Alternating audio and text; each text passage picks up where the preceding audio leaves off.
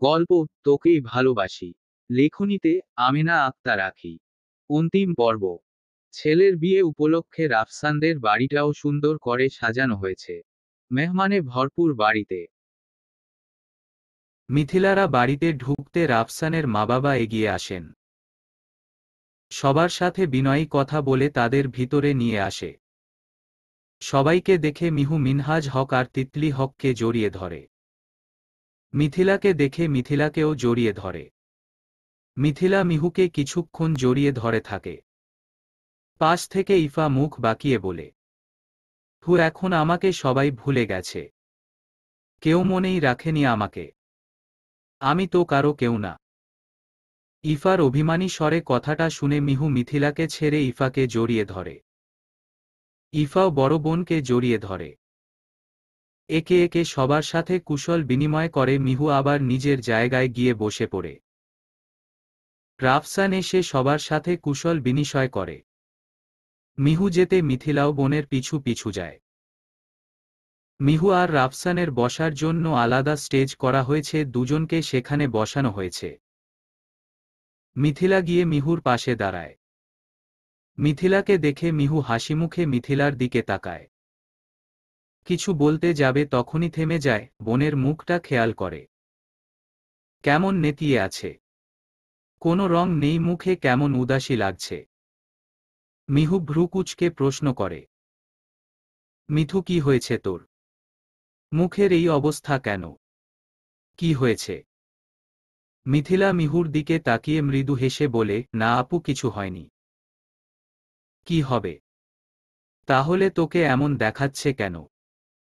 মুখটা এমন চুপসে আছে কেন? তোমার জন্য একটু মন খারাপ হচ্ছিল আপু। বেশি কিছু না।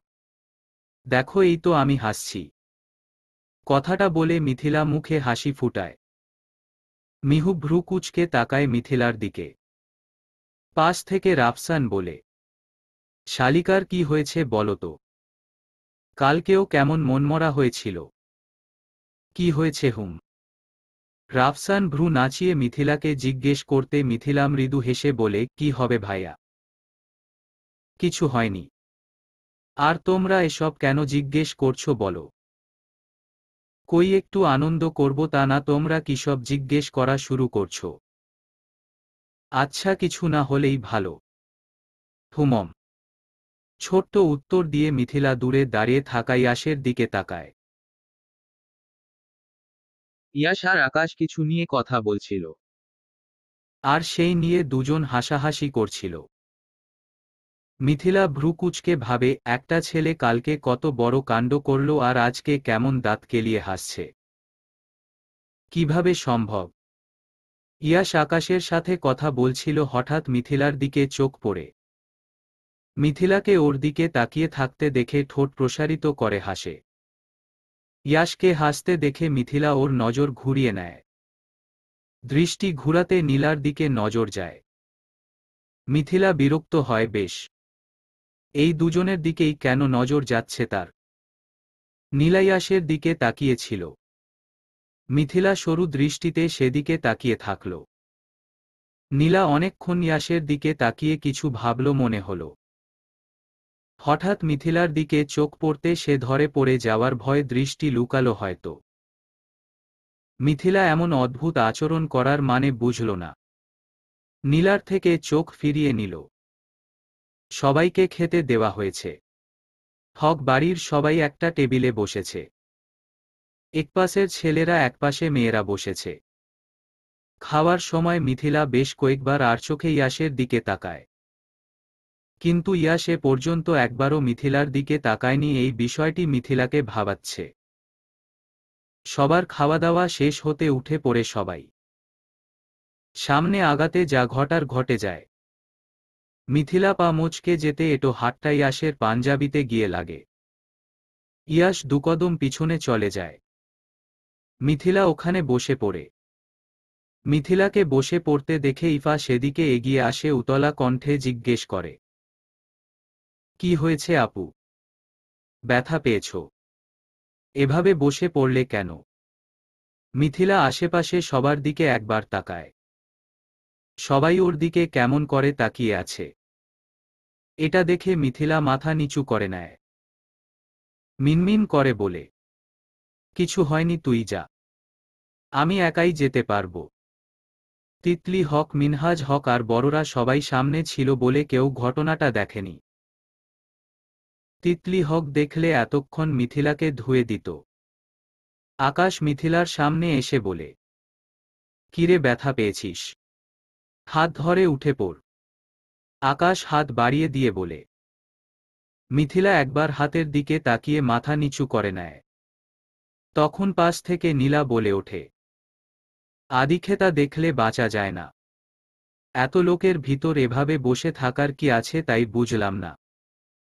মিথিলা তাকায় নীলার দিকে, কিছু বলতে যাবে তার আগেই কেউ তাকে শূন্যে তুলে নেয়। মিথিলা চমকে তার গলা পাছড়ে ধরে। সামনে তাকাতে কঠিন মুখশ্রী নজরে পড়ে। ইয়াশ মুখে কাঠিন্য ভাব এনে সামনের দিকে এগিয়ে যায়। আকাশ সেদিকে তাকায় নীলাকে শুনিয়ে শুনিয়ে বলে, দেখলি ইফা ভাইয়া মিথুকে কত ভালোবাসে। ইফা আনমনে বলে, হুম, অনেক ভালোবাসো। আকাশ মুচকি হাসে ইফার কথায়। পাশে নীলা দাঁড়িয়ে রাগে ফুঁসতে থাকে। এদিকে ইয়াশ মিথিলাকে একটা রুমে নিয়ে এসে দাঁড় করায়। সবাই খেতে বসায়, রুমটা খালি ছিল। মিথিলাকে নামিয়ে ইয়াশ শক্ত কণ্ঠে বলে, ওয়াশরুমে গিয়ে হাতমুখ ধুয়ে আয়।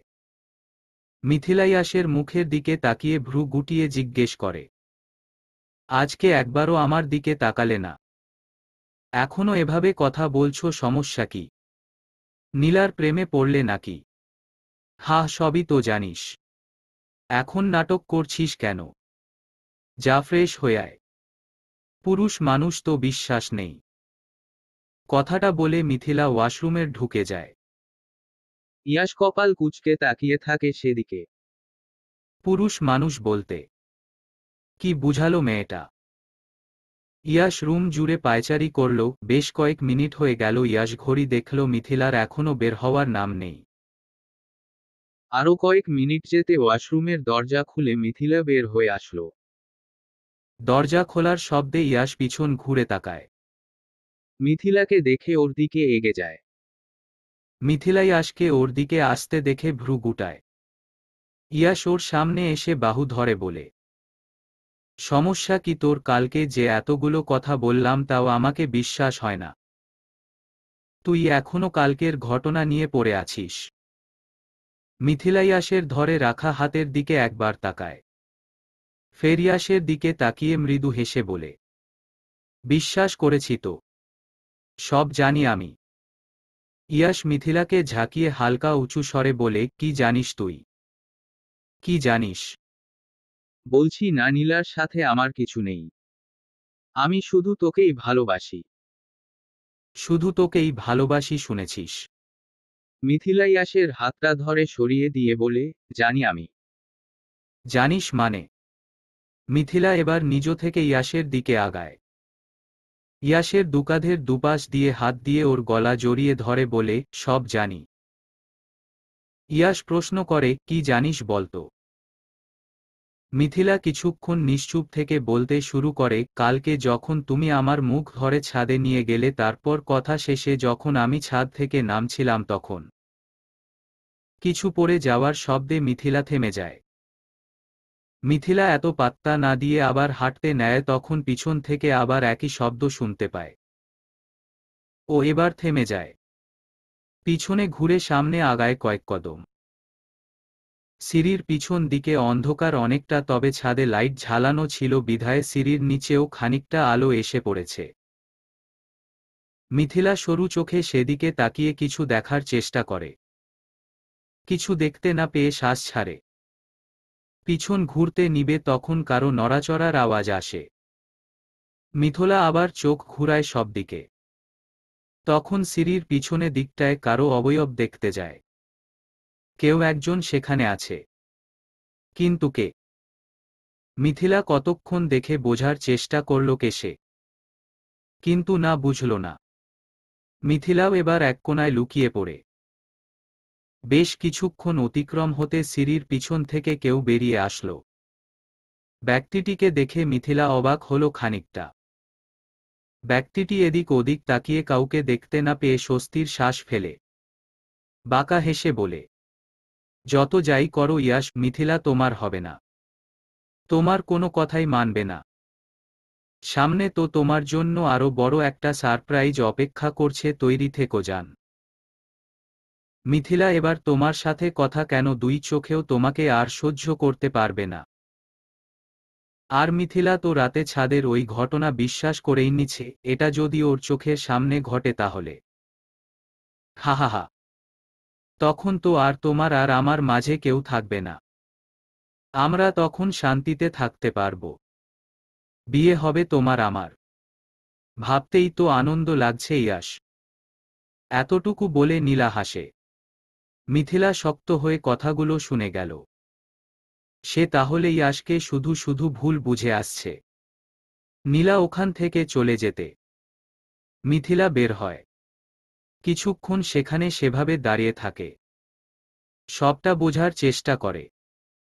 উপরের দিকে তাকিয়ে ভাবে ইয়াশের কাছে যাবে আরেকবার। পরক্ষণেই কি ভেবে আবার নিজের রুমের দিকে হাঁটা ধরে। মিথিলা ইয়াশকে সবটা বলতে ইয়াশ ভ্রু গুটিয়ে বলে, আজকে আবার কি সারপ্রাইজ রাখছে আমার জন্য? সেটা তো জানি না, তবে আরেকটা কথা জানি। কি? এখন যে তোমার শাস্তি হবে বরসাহেব। ইয়াশ অবাক কণ্ঠে বলে, শাস্তি কিসের শাস্তি? আমি কি করেছি আর তুই তো সবটা জানিসই, আমার তো কোনো দোষ নেই, সব তো ওই নীলার দোষ। উহু, সেসবের কথা বলছি না। তাহলে কিসের শাস্তি? আজকে আমাকে এভাবে ইগনোর কেন করছিলে? আমাকে ইগনোর করার শাস্তি পেতে হবে তোমাকে। মিথিলা ইয়াশের একটু কাছে গিয়ে ভ্রু নাচিয়ে বলে, ইগনোর করনি? না করেনি তো। সত্যি করনি? ইয়াশ মাথা নাড়িয়ে না করে।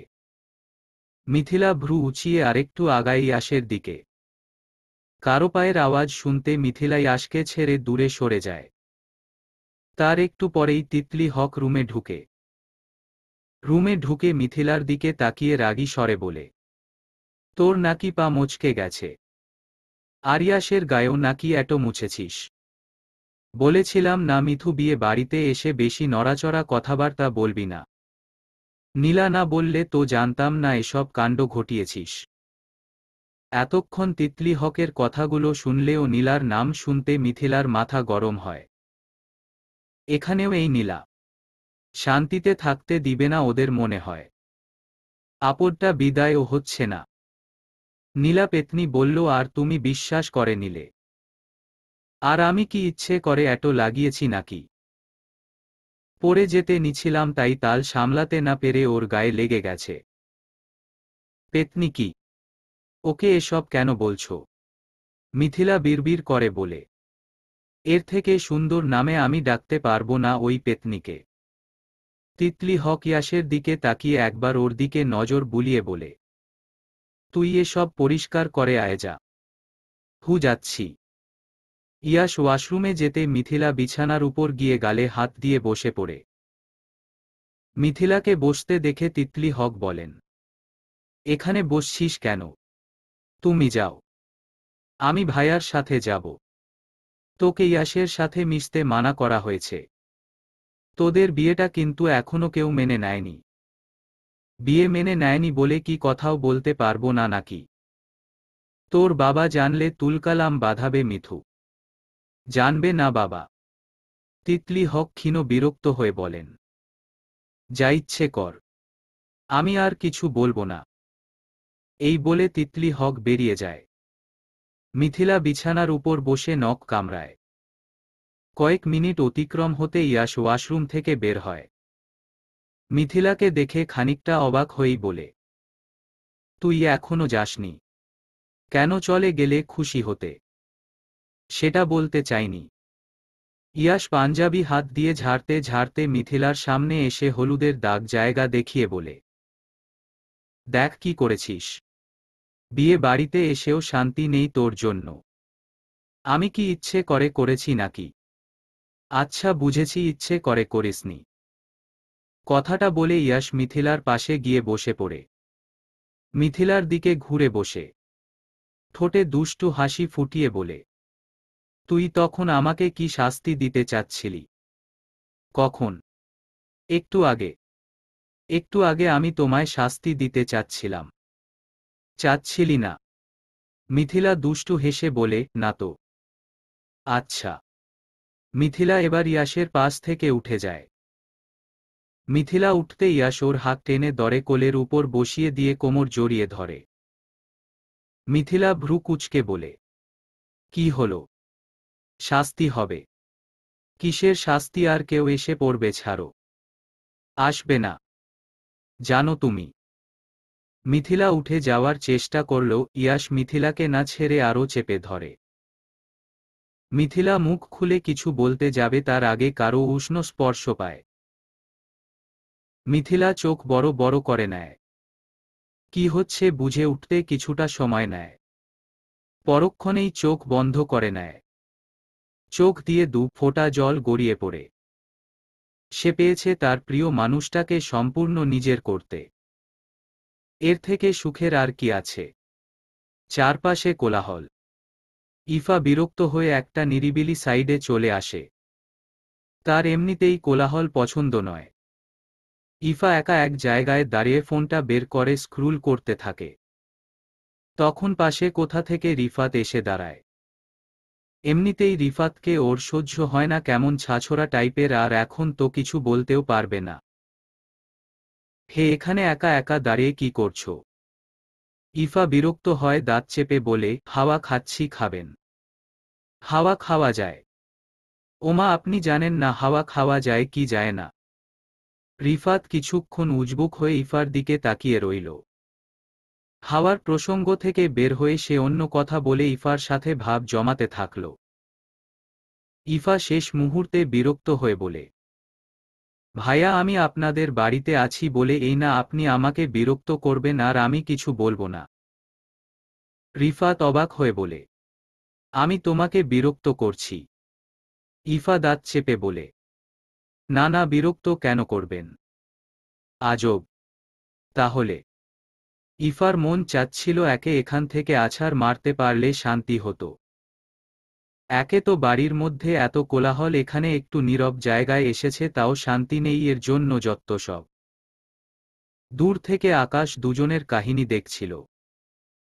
ইফাকে বিরক্ত হতে দেখে এগিয়ে আসে, রিফাতের পাশে গিয়ে দাঁড়িয়ে গায়ে হাত দিয়ে হাসিমুখে জিজ্ঞেস করে, কি ব্রো, কি খবর?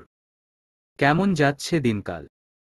রিফাত আকাশের দিকে তাকিয়ে হেসে বলে, এই তো ভালো ভাইয়া। আপনার? আমার? আমারটা না হয় যেতে যেতে শুনো চলো। কথাটা বলে আকাশ রিফাতকে উল্টো ঘুরে হাঁটা ধরে। রিফাত পিছনে ঘুরতে চাইলেও আকাশের জন্য পারে না।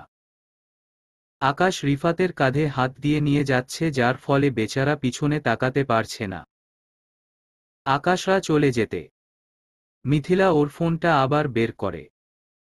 ফোন বের করে হাসিমুখে একজনকে ফোন দেয়। দুবার রিং হতে ওপাশ থেকে ফোনটা ধরে কেউ। ফোন ধরতে ইফা হেসে প্রথমে সালাম দেয়। ওপাশ থেকে সালামের উত্তর দিতে ইফা হেসে হেসে কথা বলতে থাকে। আকাশ রিফাতকে রেখে আবার ইফার কাছে আসতে ইফার কণ্ঠে একটা বাক্য শুনে থেমে যায়। পা আর আগায় না, স্থির হয়ে যায় ওখানেই। ইফা তখনও হেসে হেসে কথা বলছিল। আকাশ সেদিকে তাকিয়ে আস্তে আস্তে কয়েক কদমত পিছায়। পিছাতে পিছাতে অনেকটুকু চলে যায়। হুঁশ ফিরতে ও উল্টো ঘুরে হাঁটা দেয়। এখানে আর এক মুহূর্ত না। বাড়ি ফেরার সময় এসেছে। সবাই ড্রয়িং রুমে এসে জড়ো হয়েছে। রাফসান আর মিহু রেডিও আছে। এখন শুধু বেরোনোর পালা।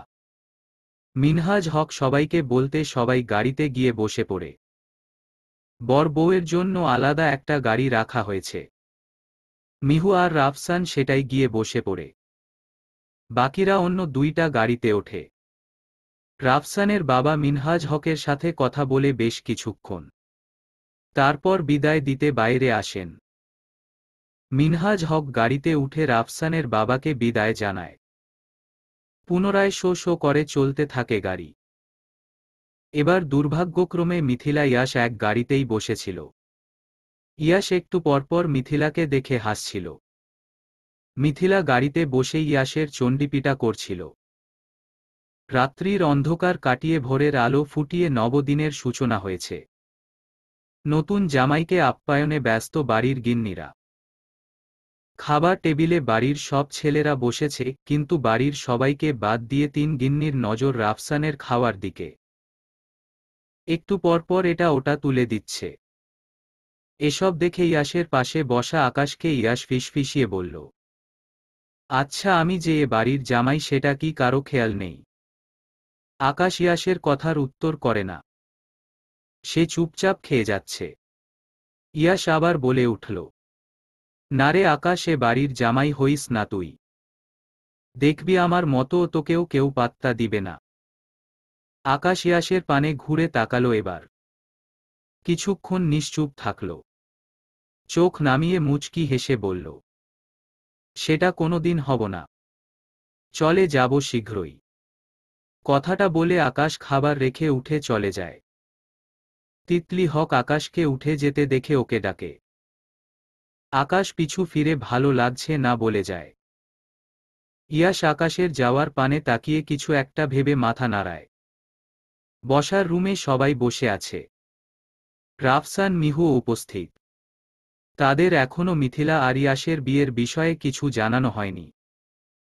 মিনহাজ হক, ইকবাল হক, মইনুল হক এখনও বসার ঘরে আসেনি, তাই এখনও সবাই চুপচাপ। তিন ভাই আসতে এই বিয়ের বিচার হবে। মিথিলা এক কোণে দাঁড়িয়ে নখ দিয়ে হাতের আঙুল কেটে যাচ্ছে। তার পাশে ইয়াশ দাঁড়িয়ে ওকে খোঁচাচ্ছে তখন থেকে। মিথিলা বিরক্ত হয়ে চাপা স্বরে ইয়াশকে বলল, ভয় করছে না তোমার? যদি বাবারা আমাদের বিয়ে মেনে না নেয়? ইয়াশ ভ্রু উঁচিয়ে বলে, তারা না মানলে কি আমাদের বিয়ে মিথ্যে হয়ে যাবে? আর বউ তুই আমার। দেখি কে কি বলে আর করে। বিয়ে যেমন মিথ্যে না, ডিভোর্স বলেও একটা জিনিস আছে, ওটাও কিন্তু মিথ্যে না। ওরা ডিভোর্স দিতে বললে তুই আমাকে ডিভোর্স দিয়ে দিবি? আমি বলছি সে কথা একবারও। ডিভোর্সের কথা তো বললি। মিথিলা রাগী চোখে ইয়াশের দিকে তাকিয়ে দাঁতে দাঁত চেপে বলল, যাবে তুমি এখান থেকে? বাবা এসে দেখলে খারাপ হয়ে যাবে। আমি আমার বউয়ের পাশে দাঁড়িয়ে আছি।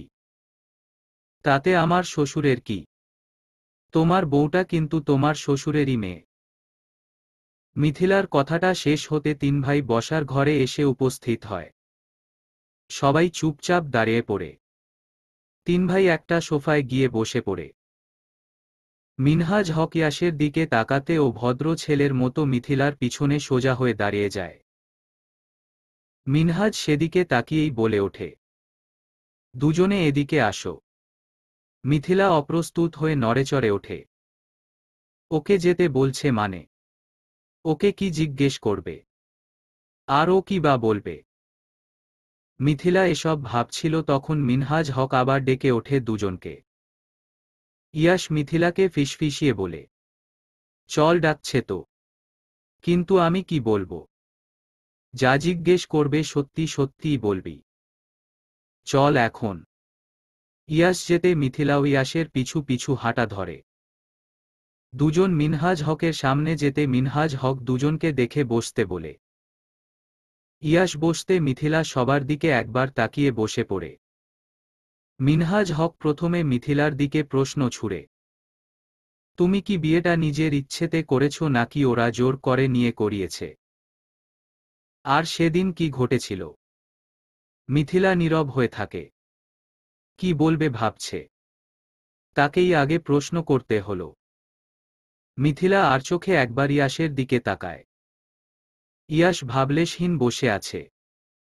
মিথিলা এবার নিচের দিকে তাকিয়ে আমতা আমতা করে বলল, সেদিন আকাশ ভাইয়া আমার রুমে এসে বলল তার সাথে একটু বাহিরে যেতে। আমি না করেছিলাম, বলেছিলাম আমার শরীর খারাপ, তবুও ভাইয়া বলল যেতে হবে। আমি বললাম কিসের জন্য যেতে হবে? আকাশ ভাইয়া বলল কিছু একটা দরকারে। এতটুকু বলে মিথিলা থামে। একটা শ্বাস নিয়ে আবার বলল, আমি ভাইয়াকে অনেকবার বলেছিলাম কি দরকার, ভাইয়া বলল না। তারপর ভাইয়া মানছিল না, তাই ভাইয়ার সাথে বাইরে গিয়েছিলাম। আর বাইরে যেতে মিথিলা থেমে সবার দিকে একবার তাকায়। ও থামতে সবার দৃষ্টি আকাশের উপরে যায়। আকাশ সবাইকে একসাথে তাকাতে দেখে অপ্রস্তুত হয়ে নিজের চোখ ঘুরায়। তখন মিথিলা বলে ওঠে, এতে আকাশ ভাইয়ার কোনো দোষই ছিল না, কারণ আমি বাইরে যেতে ইয়াশ ভাইয়া আমাকে জোর করে নিয়ে গিয়েছিল। আর তারপর বিয়েটাতে কি তোমার মতো ছিল? মিনহাজ হকের প্রশ্নে মিথিলা আমতা আমতা করে বলল। তখন রাগের বশে করলেও এখন মিথিলার সম্পূর্ণ কথা শেষ হওয়ার আগে মিনহাজ হক বলেন, এখন বিয়েটা মেনে নিয়েছ? মিথিলা মাথা নিচু করে নেয়। মিনহাজ হক মেয়ের দিক থেকে দৃষ্টি ফিরিয়ে ইয়াসের দিকে তাকায়। মিনহাজ হককে তাকাতে দেখে ইয়াস আগেই বলে, সব তো তোমার মেয়ে বলেই দিছে আমাকে, নিশ্চয়ই আর জিজ্ঞেস করার মতো কিছু নেই। তোমাকে জিজ্ঞাসা করার মতো কিছু না থাকলে ডাকা হতো না এখানে। মিনহাজ হকের কথায় ইয়াস চুপ মেরে যায়। মিনহাজ হক রুকমা হকের দিকে তাকান। তার পাশে দাঁড়িয়ে থাকা তার ভাইদের পরিবারের দিকে একবার তাকান। তারপর ইয়াসকে প্রশ্ন করে, নীলা মেয়েটাকে কেন ঠকালে তাহলে? ইয়াস হাসে, তাকায় নীলার দিকে। নীলার দৃষ্ট ক্ষোভের।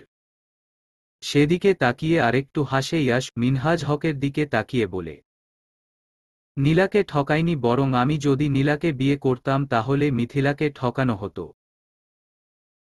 কারণ মিথিলাকে আমি ভালোবাসি আর নীলার সাথে আমার মা আমাকে না জানিয়ে বিয়ে ঠিক করেছিল। তো আমি নীলাকে ঠকিয়েছি কিভাবে? মিনহাজ হক চুপ করে যান। কিছুক্ষণ চুপ থেকে বলল, তুমি তো জানতে নীলার সাথে তোমার বিয়ে ঠিক হয়েছে তাহলে?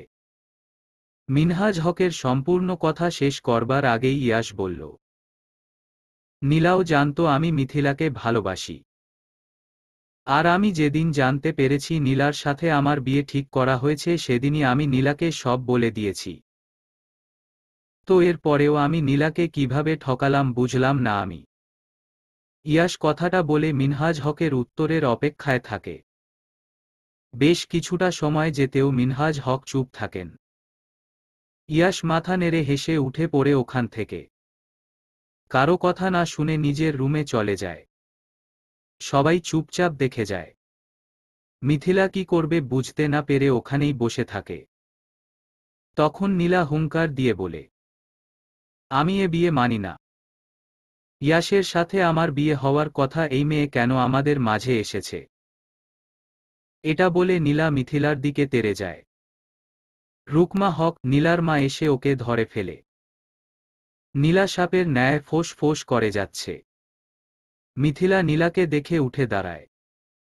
নীলা মিথিলার দিকে তাকিয়ে পুনরায় চিল্লিয়ে বলে, এই মেয়েকে আমি ছাড়ব না। ছাড়ো আমাকে। ও ইয়াসকে আমার থেকে কেড়ে নিচ্ছে। ওকে আমি ছাড়ব না। নীলার কথাগুলো শুনে মিথিলা ভ্রু কুঁচকে নেয়। নীলার দিকে এগিয়ে যায়। মিহু মিথিলাকে টান দিয়ে বলে, কি করছিস? দেখছিস না ও কেমন ক্ষিপ্ত হয়ে আছে? মিথিলা মিহুর থেকে নিজেকে ছাড়িয়ে নেয়। নীলার সামনাসামনি গিয়ে দাঁড়ায়। শক্ত কণ্ঠে বলে, ইয়াসকে আমি না তুমি আমার থেকে কেড়ে নিতে এসেছিলে। নিজের দোষগুলো অন্যের উপরে চাপানো বন্ধ করো। আর ইয়াস ভাইয়া তো বলল ও আমাকে ভালোবাসে। তাহলে তুমি কে? কে তুমি? নীলা তখনও মিথিলার দিকে তাকিয়ে রাগে ফুঁসছে। রুকমা হক মিথিলাকে সরে যেতে বলে। মিথিলা সেখানেই ঠায় দাঁড়িয়ে থাকে। নীলাও ছাড়া পেয়ে মিথিলার দিকে আরেকটু তেড়ে যায়। হাত উঁচিয়ে মিথিলাকে মারতে যেতে কেউ তার হাত ধরে ফেলে। সবাই সেদিকে চোখ তুলে তাকায়। ইয়াসকে দেখে স্বস্তির শ্বাস নেয়। ইয়াস নীলার হাত এবার মুচড়িয়ে ধরে। নীলা ব্যথায় কুকিয়ে উঠে। আমার স্ত্রীর গায়ে হাত তোলার সাহস কি করে হয় তোমার? আমার বাড়িতে থেকে আমার স্ত্রীর গায়ে হাত তুলতে যাচ্ছ, সাহস তো তোমার কম না। এখনই বেরিয়ে যাবে এ বাড়ি থেকে। তোমার ছায়াও আর এক মুহূর্ত দেখতে চাই না এ বাড়িতে। আর যদি না যাও তাহলে আমি আমার স্ত্রীকে নিয়ে বেরিয়ে যাব। শুনেছ সবাই? ইয়াশ শক্ত কণ্ঠে চিল্লিয়ে কথাগুলো বলে নীলার হাত ছেড়ে দেয়। মিথিলার হাত ধরে ওখান থেকে টেনে নিয়ে আসে। দুপুর গড়িয়ে সন্ধ্যা নেমেছে।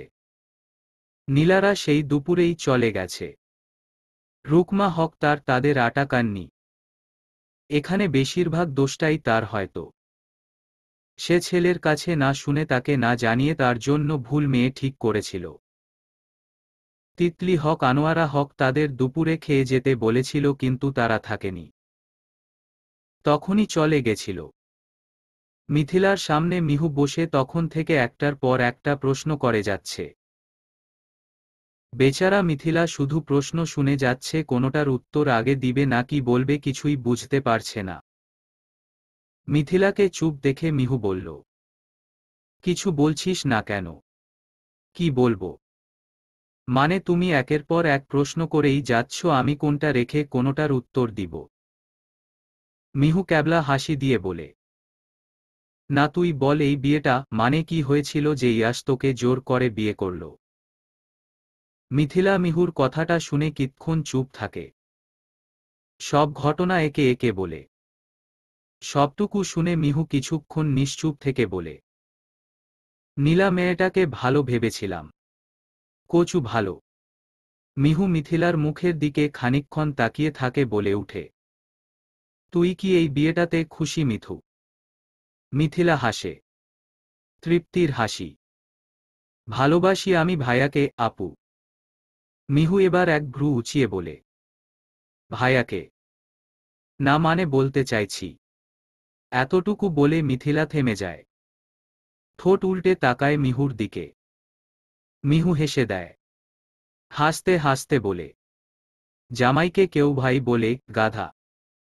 তো কি বলবো? ভাইয়া বলা তো অভ্যেস হয়ে গেছে। মিহু গালে হাত দিয়ে কিছু ভাবে। গাল থেকে হাত সরিয়ে মিথিলার দিকে তাকিয়ে বলে, কি বলে ডাকবি বলতো? বলবি ওগো শুনছ? মিথিলা মিহুর দিকে তাকিয়েছিল। কথাটা বলতে মিথিলা মিহুর বাহুতে চাপড় বসায়। মিহু মিথিলার মাথায় গাঁটটা মেরে বলে, মারলি কেন? ঠিক করেছি। তুমি এসব কেন বলছো? কি সব বলছি আমি? কত সুন্দর একটা কথা বললাম। আগের মানুষ তো তাদের স্বামীদের এসব বলেই ডাকত। তুমি বলো যাও। বলবা, ওহে আমার প্রাণের স্বামী আপনি কোথায়? কি করেন? খাইছেন ব্লাবলা। ভালোই তো। ভাবছি এখন থেকে এসব বলেই ডাকব। প্রাণের স্বামী। আহা, পারো বটে তুমি। মিহু হেসে দেয়। মিথালাও হাসে। দুজনের হাসির মাঝে ইয়াশ আর রাফসান প্রবেশ করে ঘরে। দুজনকে হাসতে দেখে ইয়াশ বলল, দুজন পাগলের মতো হাসছিস কেন এভাবে? মিহু ওদের দুজনের দিকে একবার তাকিয়ে বলে, ইয়াশ বিয়ে করে ফেললি, ট্রিট দিলি না। আর বোনকে ছাড়া এভাবে বিয়ে করে ফেললি। কষ্ট পেলাম রে। তোর কষ্টে আমার কাজ আছে। তোকে জানাতে গেলে দেখা যেত শেষে আমার বিয়েটা হতো না। কেন রে, আমি গিয়ে কি তোর বিয়ে ভেঙে দিতাম নাকি? ইয়াশ কিছু বলতে যাবে তখন মিথিলা বিছানা থেকে নিচে নেমে রাফসানকে উদ্দেশ্য করে বলে, ভাইয়া আপনি এখানে বসেন। ইয়াশ এটা শুনে মুখ বাঁকায়। আফসোস করে বলে, আমিও এ বাড়ির মেয়ে জামাই। সবাই মনে হয় সেটা ভুলে গেছে। শালার কোনো আদরই পাচ্ছি না। এই মিহু, অন্তত তুই একটু আমাকে দেখ। একটু আদর যত্ন কর। ইয়াশের কথা শুনে রাফসান মিহু দুজনে হেসে দেয়। মিথিলা দূরে দাঁড়িয়ে ভেঙচি কাটে। কালো মেঘে সন্ধ্যের চাঁদটাও ঢেকে আছে। আকাশ সেদিকে তাকিয়ে একমনে কিছু ভেবে যাচ্ছে। তার দৃষ্টি সেদিকেই স্থির হয়ে আছে তখন থেকে। আশেপাশের কোনো কিছু তার খেয়ালে নেই। তখন পিছন থেকেও কিছুটা জোরে কিছুর শব্দ হতে আকাশ পিছু ফিরে তাকায়। ইফাকে দেখে আবার সামনে ফিরে। কিছুক্ষণ নিশ্চুপ থেকে মলিন কণ্ঠে বলে, যদি কোনো দরকারে এসে থাকিস, আমি থাকলে যদি তোর কোনো প্রবলেম হয় তাহলে বল, চলে যাচ্ছি। আকাশের কথাটা শুনে ইফা নিজের হাতে থাকা ফোনটার দিকে তাকায়। ফোনের ওপাশ থেকে অবিরাম কেউ হ্যালো হ্যালো বলে চলেছে। ইফা কথা না বলে কেটে দেয় ফোনটা। আকাশের পাশে গিয়ে দাঁড়ায়। আকাশের দৃষ্টি অনুসরণ করে সেও গগনে গোল আকৃতির চাঁদের দিকে তাকায়। চাঁদটা এখন একটু দৃশ্যমান হয়েছে। আকাশ সেদিকে তাকিয়ে প্রশ্ন করে, কে ছিল কলে? ইফা তাকায় আকাশের দিকে। তখন আকাশও ঘুরে। দুজনের দৃষ্টি এক হয়। ইফা চোখ নামিয়ে নেয়। মিনমিন কণ্ঠে বলে, ফ্রেন্ড ছিল। শুধুই ফ্রেন্ড। ইফা চোখ তুলে আবার তাকায় আকাশের দিকে। ততক্ষণে আকাশ আবার কালো মেঘে ঢাকা আকাশের দিকে নজর দিয়েছে। ইফা আকাশের মুখপানে কিছুক্ষণ তাকিয়ে থেকে নিচু স্বরে বলে, ভালোবাসি আমি ওকে। ইফা কথাটা বলতেই আকাশের ঠোঁট প্রসারিত হয়। হাসে সে। কেমন বিষাদময় হাসি।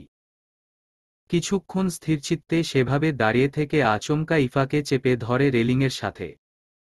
শক্ত দৃষ্টিতে ইফার দিকে তাকায়। ইফা ভয় পেয়ে ঢোক গিলে তাকায় আকাশের চোখের দিকে। লাল হয়ে আছে চোখটা।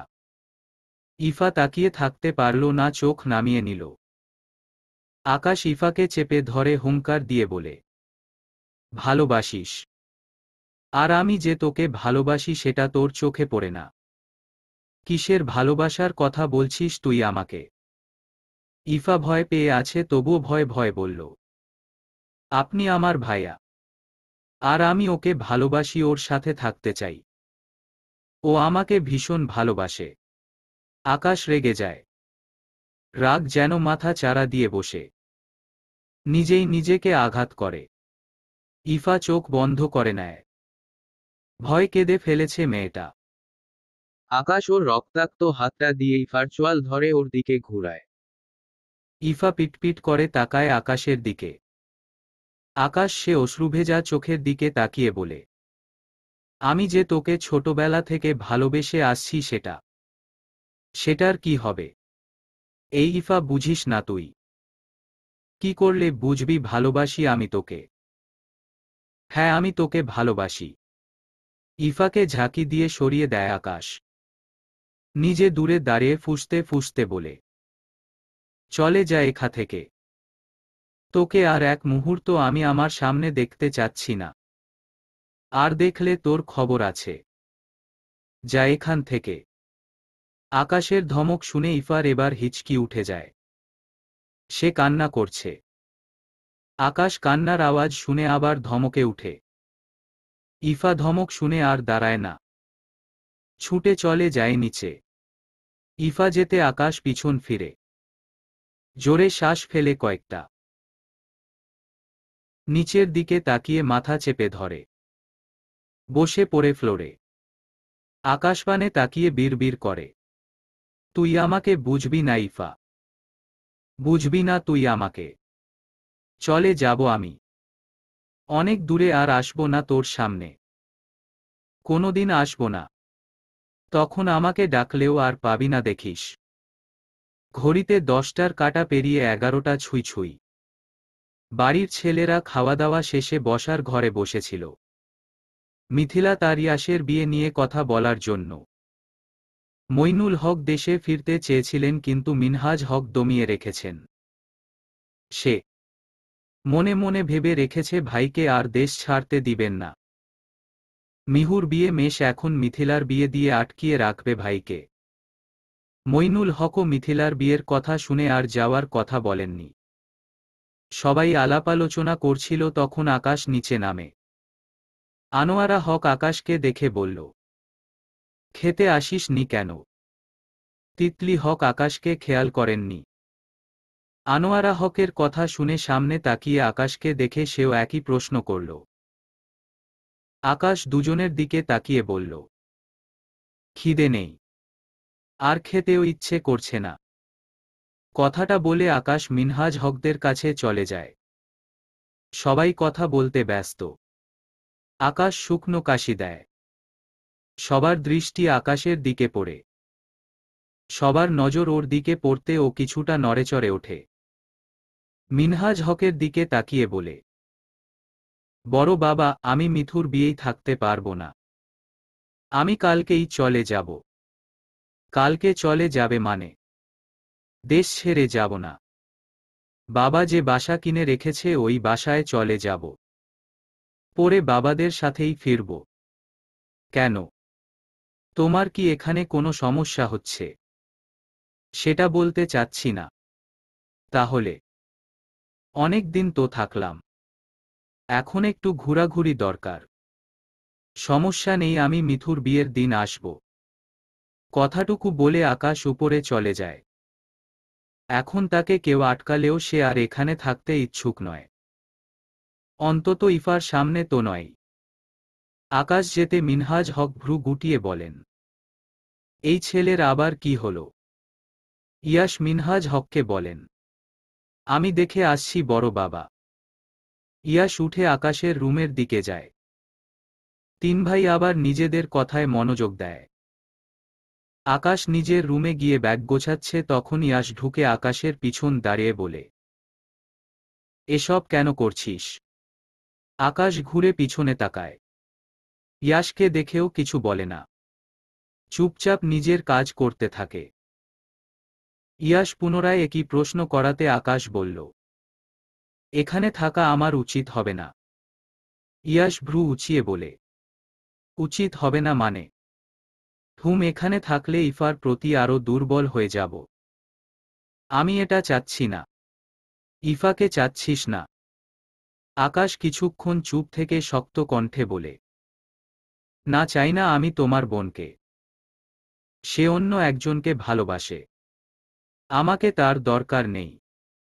আর আমি চাই সে যাকে ভালোবাসে তাকেই পাক। আমি তাদের মাঝে বাধা হয়ে দাঁড়াতে চাই না। আর তুই যে ওকে ভালোবাসিস। হ্যাঁ বাসি, অনেক ভালোবাসি। সেই ছোটবেলা থেকে বেসে আসছি। তাহলে এত সহজে হেরে যাবি? এটাই তোর ভালোবাসা? ভালোবাসা আদায় করে নিতে হয় আকাশ। আর আমার মনে হয় না তোর থেকে ভালো ছেলে আমি আমার বোনের জন্য পাব। তাই বলছি আর একবার ভেবে দেখ। এত সহজে হেরে যাস না। ইয়াস কথাগুলো বলে রুম থেকে চলে যায়। আকাশ ঠায় দাঁড়িয়ে কিছুক্ষণ ভাবে। হাতে থাকা কাপড়গুলো পাশে ফেলে দেয়। রাগে তার চোয়াল শক্ত হয়ে আছে। মিথিলা বিছানার উপর পা ছড়িয়ে বসে পড়ছিল। কতদিন হলো সে বইগুলো হাত দিয়ে স্পর্শ করেনি। তার উপর সামনেই পরীক্ষা। এখন না পড়লে সে ফেল যাবে নিশ্চিত। এতদিন মিহুর বিয়ে বিয়ে করে বই ধরেনি। আর এখন যখন নিজের বিয়ে হচ্ছে তখন সে বই নিয়ে বসে আছে। সত্যি সব কপাল। মিথিলা মনোযোগ সহকারেই পড়ছিল। তখন রুমের দরজা খুলে ইয়াস রুমে প্রবেশ করে। ইয়াসকে দেখে মিথিলা উঠে দাঁড়ায়। ভ্রু কুঁচকে বলে, তুমি এত্রাতে এখানে কি করছো? ইয়াস মিথিলার সামনে গিয়ে বলে, আমি আমার বউয়ের রুমে এসেছি। বউয়ের রুমে আসলে কি টাইম দেখে আসতে হবে? হ্যাঁ, টাইম দেখেই আসতে হবে। কারণ আমাদের বিয়েটা বাড়ির সবাই এখনো মেনে নেননি। ইয়াশ ভ্রু উঁচিয়ে বলল, মেনে নেননি মানে? মানে বলছি আমাদের বাড়িতে সবার সামনে যেদিন বিয়ে হবে সেদিন সবাই আমাকে তোমার বউ হিসেবে মেনে নিবে। তো এখন কি তুই আমার বউ না? হ্যাঁ বউ তো, কিন্তু। ইয়াশ মিথিলার পুরো কথা সম্পূর্ণ করতে না দিয়ে মিথিলাকে পিছন থেকে জড়িয়ে ধরে। ওর কাঁধে থুতনি রেখে বলে, কিন্তু কি? আর কিন্তু আসছে কোথা থেকে? তুই আমার বউ মানে বউ। অন্যরা এখন এটা মানল কি মানল না সেটা আমার দেখার বিষয় না। মিথিলা নিজেকে ছাড়ানোর চেষ্টা করে বলে, হয়েছে ছাড়ো। আমি তোমার বউ, কেউ না মানলেও আমি তোমার বউ। ছাড়ো এবার। আমি এখন ঘুমাবো। নিজের রুমে যাও, যাও। ইয়াশ মিথিলাকে না ছেড়ে আরেকটু গভীরভাবে ধরে। দুষ্টু হেসে মিথিলার কানের কাছে মুখ নিয়ে বলে, মিথিলা, আজকে বরং আমি তোর সাথে ঘুমাই। দুদিন পর তো আমাদের বিয়ে হবেই, বল। মিথিলার গাল জুড়ে লালাভ ছড়ায়।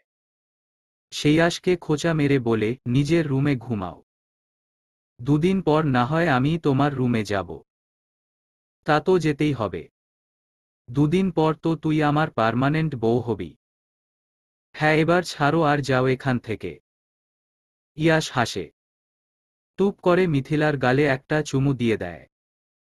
মিথিলা হতভম্ব হয়ে দাঁড়িয়ে থাকে। কি হলো সে এখনো বুঝে উঠতে পারেনি।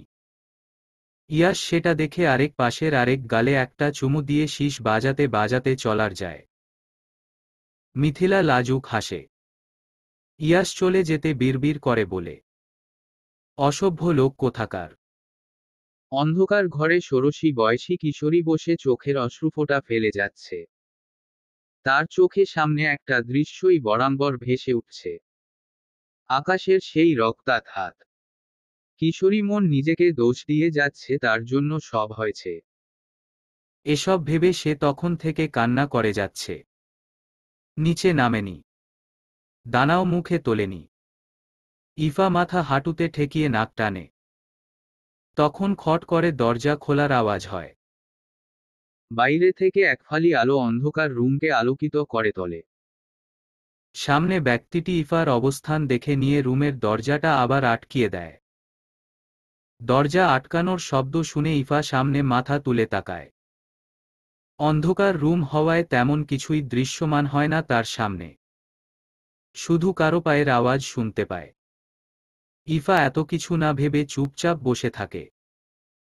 পায়ের আওয়াজ তার দিকে অগ্রসর হচ্ছে। কিছুক্ষণ পরে সেটা থেমে যায়। ইফা ঠিক সামনে কারো অস্তিত্ব টের পায় ইফা। লোকটি ইফার মাথায় হাত বুলায়।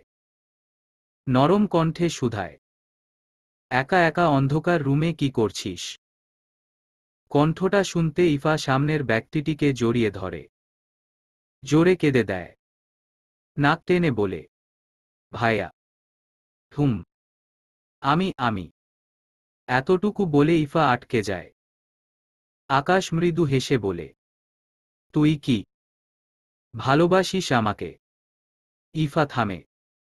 চুপ করে গুটিয়ে নেয় নিজেকে। আকাশ ইফাকে জড়িয়ে ধরেই বলে, কথা বলছিস না কেন? ভালোবাসিস আমাকে? আমি তখন ফ্রেন্ডের সাথেই কথা বলছিলাম।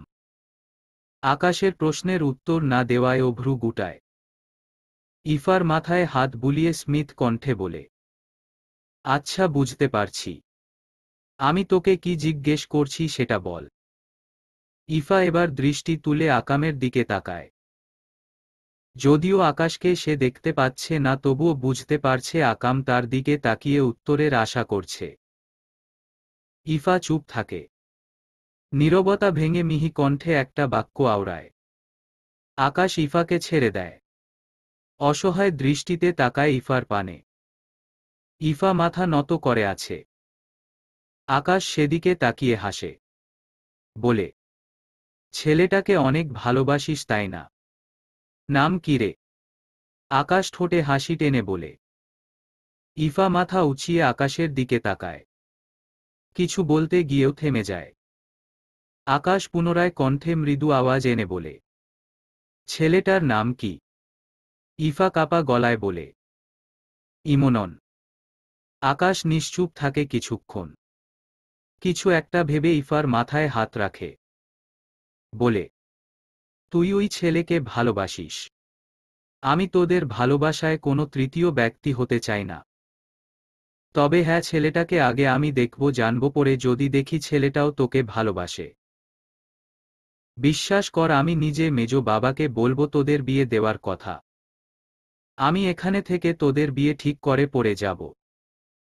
ইফার ঠোঁট প্রসারিত হয়। সে খুশি মনে বলে, সত্যি?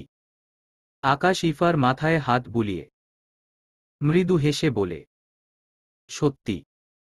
তুই আমাকে ছেলের ঠিকানাটা দে। ইফা গদগদ করে বলে দেয় সব।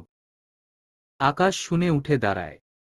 রুমের লাইট জ্বালিয়ে দিয়ে ইফাকে খেয়ে নিতে বলে। বাঁকা হেসে রুম থেকে বেরিয়ে যায়।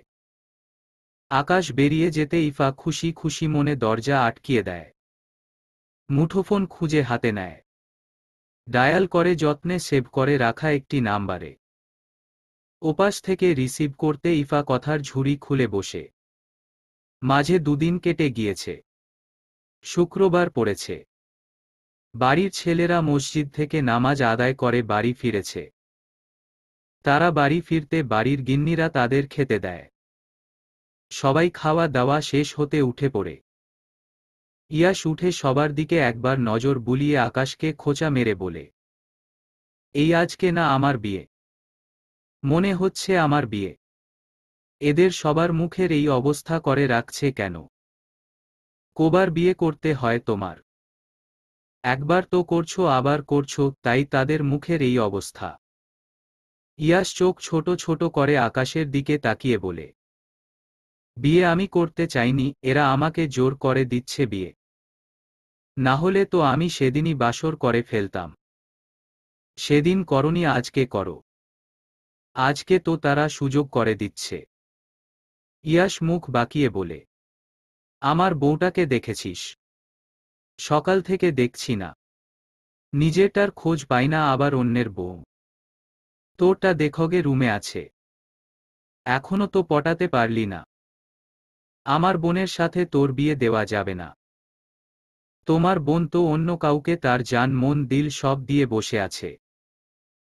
আমার মিষ্টি মিষ্টি কথাতেও সে গলছে না। আমার বোন গলছে না, নাকি তুই গলাতে পারছিস না? অকমা। আকাশ রাগ দেখিয়ে বলে, এই ভাইয়া, আজে বাজে বকবা না। শোনো, এই আমি না থাকলে কিন্তু তোমাদের এই বিয়েটাও হতো না। ইয়াশ মুখ খুলে কিছু বলতে যাবে তখন ইকবাল হক ওকে ডাকে। দুজন সেদিকে যায়। ইকবাল হক আকাশের দিকে তাকিয়ে বলে, ছেলেকে রেডি হয়ে থাকতে বলো। আকাশ কথাটা শুনে ইয়াশের দিকে তাকায়। ইয়াশও আকাশের দিকে তাকিয়ে বলে, আমি জানি আজকে আমার বিয়ে, বরং আমার মনে হচ্ছে তারাই ভুলে গেছিল। যাই হোক, মনে যে রাখছে এটাই অনেক। ইয়াশ কথাটা বলে চলে যায়। ইকবাল হক মুখ ঘুরিয়ে নেন। আকাশ হেসে ইয়াশের পিছু পিছু যায়। দুপুর গড়িয়ে সন্ধে। ঘড়ির কাঁটা 5টা ছুঁই ছুঁই। মাগরিবের নামাজের পর মিথিলা আর ইয়াশের বিয়ে পড়ানো হবে। মিহু, ইফা মিথিলার রুমে এসেছে মিথিলাকে শাড়ি পরাতে। কিন্তু মিথিলা ঘাপটি মেরে বসে আছে। এভাবে কতক্ষণ যেতে মিহু মেকি রাগ দেখিয়ে বলে, সমস্যা কি তোর? এভাবে ঘাপটি মেরে বসে আছিস কেন? পরবি না শাড়ি?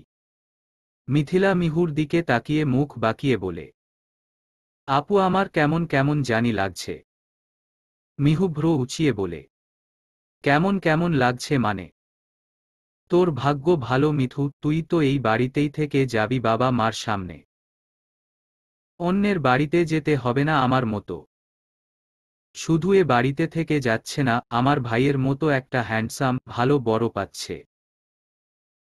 মিথিলা ইফার কথা শুনে ওর দিকে চোখ ছোট ছোট করে তাকিয়ে বলে, ভাইয়ার গুণগান শোনাতে আসিস না। তোর ভাই কেমন জানা আছে আমার। হইছে, এখন এটা নিয়ে ঝগড়া লাগাস না। মিথু তুই ওঠ। মিথিলা উঠে দাঁড়ায়। মিহুর সামনে গিয়ে ঠোঁট উল্টে দাঁড়ায়। মিহু মিথিলার মাথায় হাত রেখে বলে, কি হয়েছে? হ্যাঁ, মন খারাপ করে রেখেছিস কেন? মিথিলা মিহুর কাঁধে মাথা এলিয়ে বলে, ভাল লাগছে না কিছু আপু। আজকের পর আমিও কারো স্ত্রী হব। কারো বাড়ির বৌমা হব। দায়িত্ব বেরো যাবে। সবকিছু অন্যরকম হয়ে যাবে, তাই না?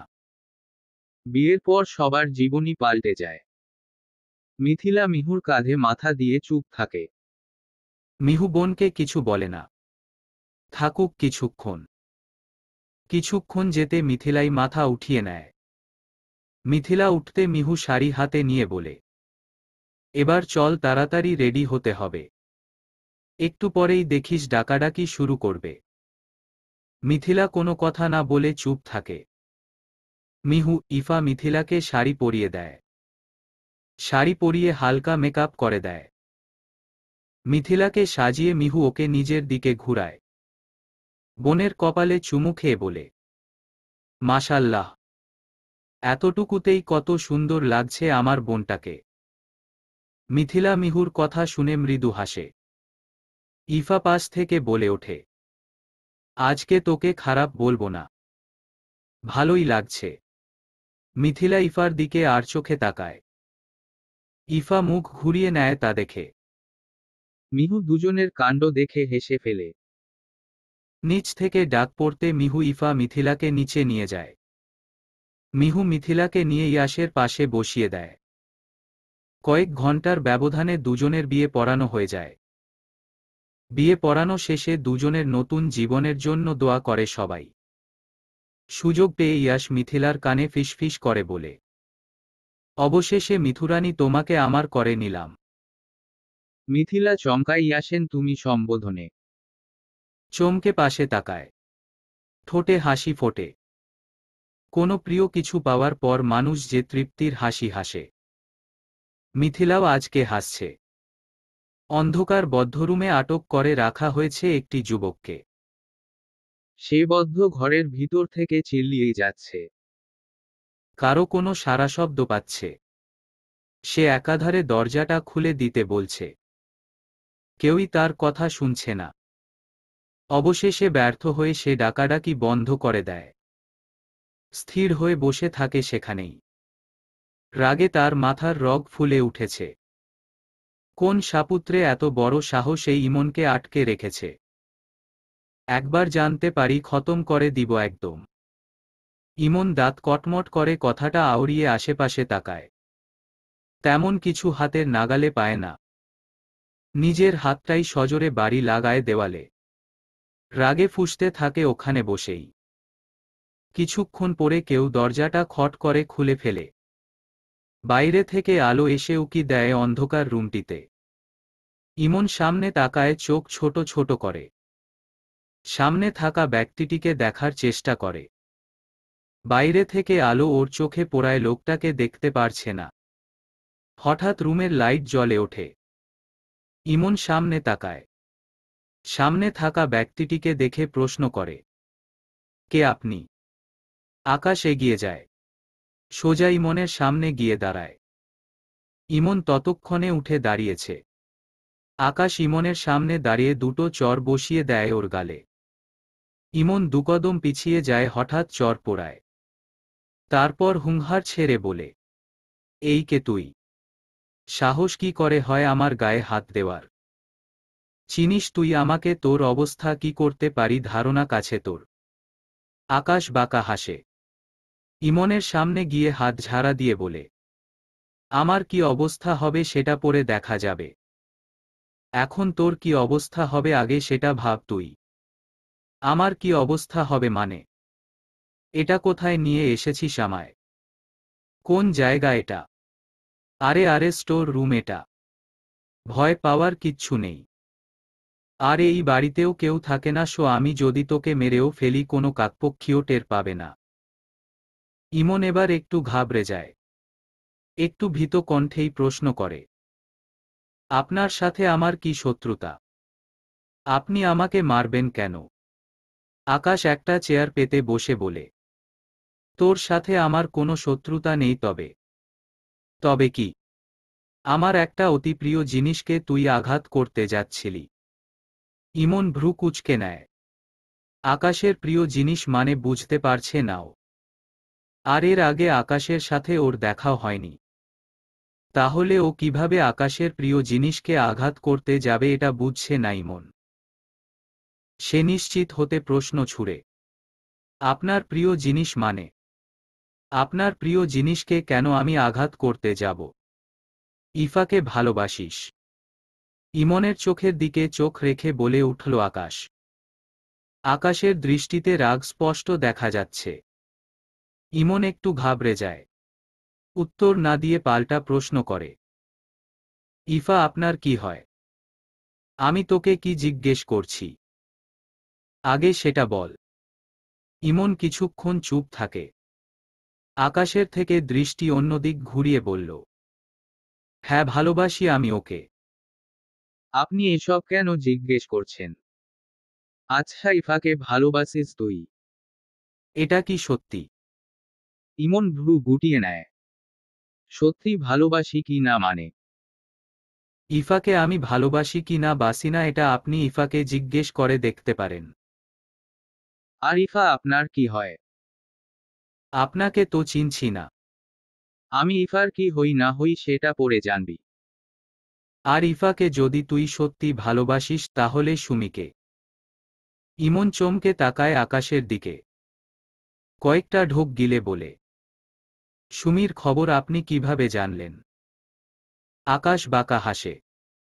ইমনের দিকে তাকিয়ে এক ভ্রু উঁচিয়ে জিজ্ঞেস করল, ভয় পাচ্ছ? তোমার সব সত্যি বের হয়ে আসলো বলে? আকাশের কথা শুনে ইমন কাপা কণ্ঠে বলে, ভয় পাবো কেন? আমি তো কোনো অন্যায় করিনি। আকাশ এ পর্যায়ে হুঙ্কার ছেড়ে বলে, অন্যায় করিসনি মানে? আমার ইফাকে তুই ঠকাচ্ছিস? অন্যায় করিসনি বলতে কি বুঝাচ্ছিস? আপনার ইফা মানে? হ্যাঁ, আমার ইফা। ইফা শুধু আমার, ওকে আমি ছোটবেলা থেকে ভালোবেসে এসেছি। ওকে আমি আর কারো হতে দিব না। ইমন এবার আকাশকে ধাক্কা দিয়ে রেগে বলে, ইফা তোর মানে? ইফাকে আমি ভালোবাসি, ইফা আমাকে ভালোবাসে। মাঝে তুই কোথা থেকে আসছিস? কে তুই? ইফা তোকে ভালোবাসে, কিন্তু ইফা তো জানে না তুই কেমন মানুষ। একবার সব সত্যিটা ইফা জানুক। কি সত্যি জানাবি তুই ইফাকে? সুমির সত্যি। তুই কি জানিস সুমি আর আমার সম্পর্কে? তুই জানিস সুমিকে? কি হয় আমার? ইমন রেগে ফুঁসে কথাটা বলে, না জেনে কোনো কিছু বলা তার পছন্দ নয়। তার উপর সুমিকে নিয়ে কথা বলছে আকাশ। আকাশ ইমনের রাগ দেখে কপাল কুঁচকায়। কিছু ভেবে মাথার চুল টেনে ধরে। ও কি কোনো ভুল করল? আকাশে আজ গোলাকৃতির চাঁদ উঠেছে, চারপাশ আলোকিত করে। চাঁদের আলোয় চারপাশ আলোকিত। সেই আলোর একফালি এসে মিথিলার চোখে মুখে আঁচড়ে পড়েছে। চাঁদের আলোয় স্নিগ্ধ মুখখানা ইয়াস তখন থেকে একমনে দেখে যাচ্ছে। এভাবে বেশ কিছুক্ষণ কেটে যেতে মিথিলা হাসে। ইয়াসের দিকে না তাকিয়ে প্রশ্ন করে, এভাবে কি দেখছ? ইয়াস মুগ্ধ চোখে তাকিয়ে বলল, চাঁদের আলোয় দৃশ্যমান আরেকটা চাঁদকে। মিথিলা ঘুরে আকাশের পানে চোখ ছোট ছোট করে বলে, মানে? ইয়াস মিথিলাকে কাছে টেনে বলে, মানে এই ওই আকাশের চাঁদের আলোয় আমার পাশে বসা চাঁদটাকে দেখছি। চাঁদের আলোয় ঝাপসা দেখা যাচ্ছে ইয়াসকে। মিথিলা ইয়াসের দিকে তাকিয়ে মুচকি হাসে। মাথাটা ইয়াসের বুকে এলে দেয়। ইয়াস পরম যত্নে আগলে নেয় তার অর্ধাঙ্গিনীকে। আমার জায়গায় যদি আজ অন্য কেউ থাকতো এখানে, আর আমার বিয়েটা যদি নীলার সাথে হয়ে যেত। মিথিলা ইয়াসের বুকে মাথা রেখে আকাশপানে তাকিয়ে পুরনো দিনগুলি স্মৃতিচারণ করছিল। ইয়াসের কথায় চমকে ওঠে কিছুটা। কথাটা কর্ণকুহর পেরিয়ে যেতে বুকের মধ্যে তীব্র ব্যথার অস্তিত্ব টের পায়। মিথিলা শক্ত করে আঁকড়ে ধরে ইয়াসকে। নয়ন জোড়া হতে অশ্রু নির্গত হয়। বক্ষস্থলে গরম কিছু অনুভূত হতে ইয়াস ভ্রু কুঁচকায়। মিথিলার মাথায় হাত রেখে বলে, তুই কাঁদছিস? মিথিলা ফুঁফিয়ে উঠে এবার।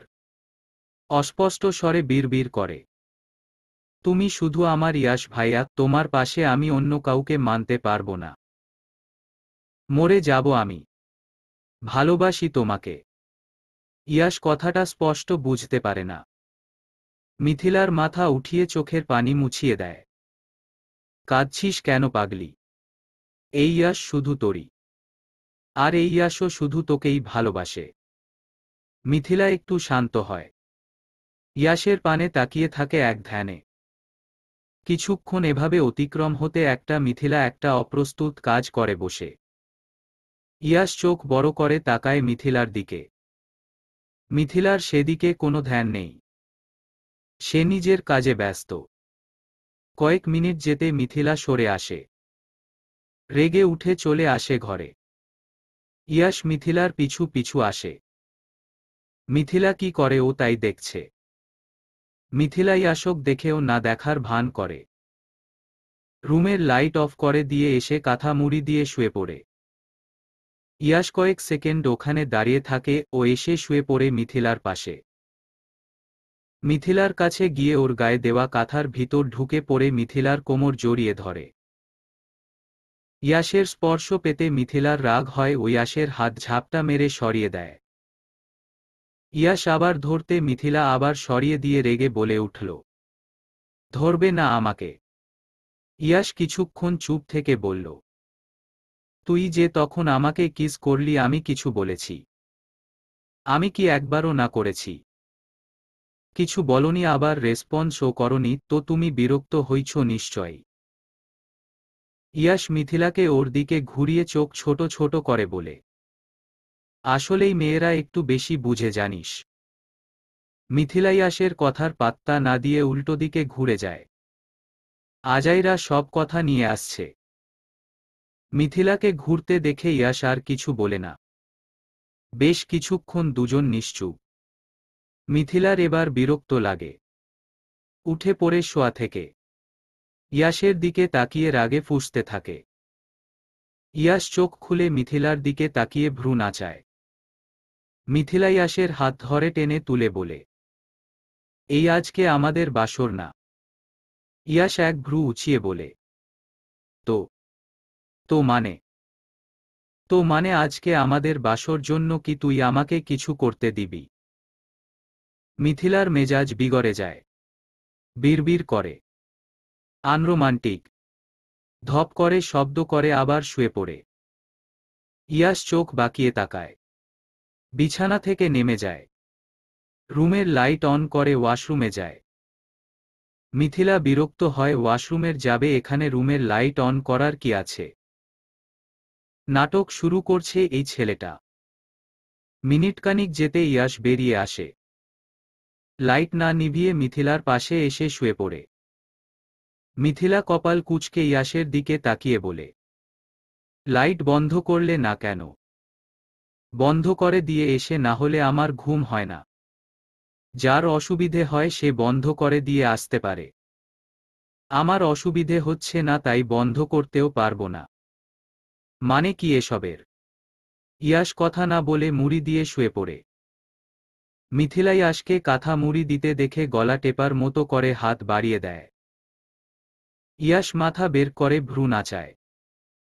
মিথিলা হাত সরিয়ে নিয়ে বকবক করতে করতে নেমে লাইট অফ করে দিয়ে আসে। ইয়াশ মুখ বের করে মিথিলার দিকে তাকিয়ে ওকে টেনে নেয় নিজের কাছে। ঘাড়ে মুখ গুজে চোখ বন্ধ করে ফিসফিস করে বলে, বেশি বাড়াবাড়ি করো না মিথু রানী। কিছু করতে চাচ্ছি না আমি। একে তো ইয়াশ এত নিকটে, তার উপর তুমি সম্বোধন। মিথিলার দম বন্ধ হয়ে মরে যাওয়ার উপক্রম। ও ইয়াশকে সরানোর চেষ্টা করে। ক্ষীণ স্বরে বলে, সরো। ইয়াশ বাঁকা হেসে বলে, সরব কেন? তুই না তখন বললি আজকে আমাদের বাসর? তখন বলেছিলাম। এখন সরো। ইয়াশের সরার নামগন্ধ নেই। ও মিথিলার কাছ থেকে না সরে গভীরভাবে মিশে যায়। মিথিলার ওষ্ঠদয় আঁকড়ে ধরে। মিথিলাও সায় দেয়। ভালোবাসায় মুড়িয়ে নেয় একে অপরকে। নবজীবনের সূচনা হয় দুজনের। মধ্যরাত। ঘড়ির কাঁটা 12টা পেরিয়ে 1টা ছুঁই ছুঁই। আকাশ বাড়িতে ঢুকল। ধীর পায়ে নিজের রুমের দিকে যাওয়ার জন্য পা বাড়ায়। মিহুর রুমের সামনে গিয়ে থামে। দরজাটার দিকে তাকিয়ে থাকে কিছুক্ষণ। মাথা ঘুরিয়ে আবার হাঁটা ধরে সামনে। কয়েক পা যেতে আবার ফিরে আসে রুমটার সামনে। দরজাটা হাত দিয়ে ধাক্কা দেয়। খট করে খুলে যায় দ্বার। আকাশ একটু অবাকই হয়। দরজা তো খোলা থাকার কথা না। আকাশ ভিতরে উকি দেয়। অন্ধকার রুম। আকাশ ধীর পায়ে যায় রুমের ভেতর। ইফা কাঁথা মুড়িয়ে বিছানার উপর গুটিসুটি মেরে শুয়ে আছে। আকাশ ইফার মাথার কাছে হাঁটু মুড়ে বসে পড়ে ইফার মুখের দিকে তাকিয়ে থাকে। তুই কোনোদিন আমার হবি না রে। একটি বাক্য আওড়িয়ে ইফার কপালে ঠোঁট ছোঁয়ায়।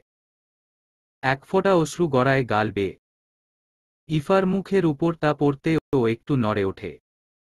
আকাশ তড়িঘড়ি করে সরে যায়। ইফার মুখের দিকে তাকিয়ে কাতর স্বরে বলে, এ জনমে তুই আমার না হলি ইফা, পরের জনমে আমি তোকে চেয়ে নিব। পরের জনমে তুই আমার হয়ে জন্ম নিবি। আমাদের সুখের সংসার হবে দেখিস। এই জনমের চাওয়াগুলো পরের জনমে না হয় পূরণ করব। ঘোমটা মাথায় শাড়ি পরে মিষ্টি হাসি ঠোঁটে ঝুলিয়ে মিথিলা সকালে নিচে নামল।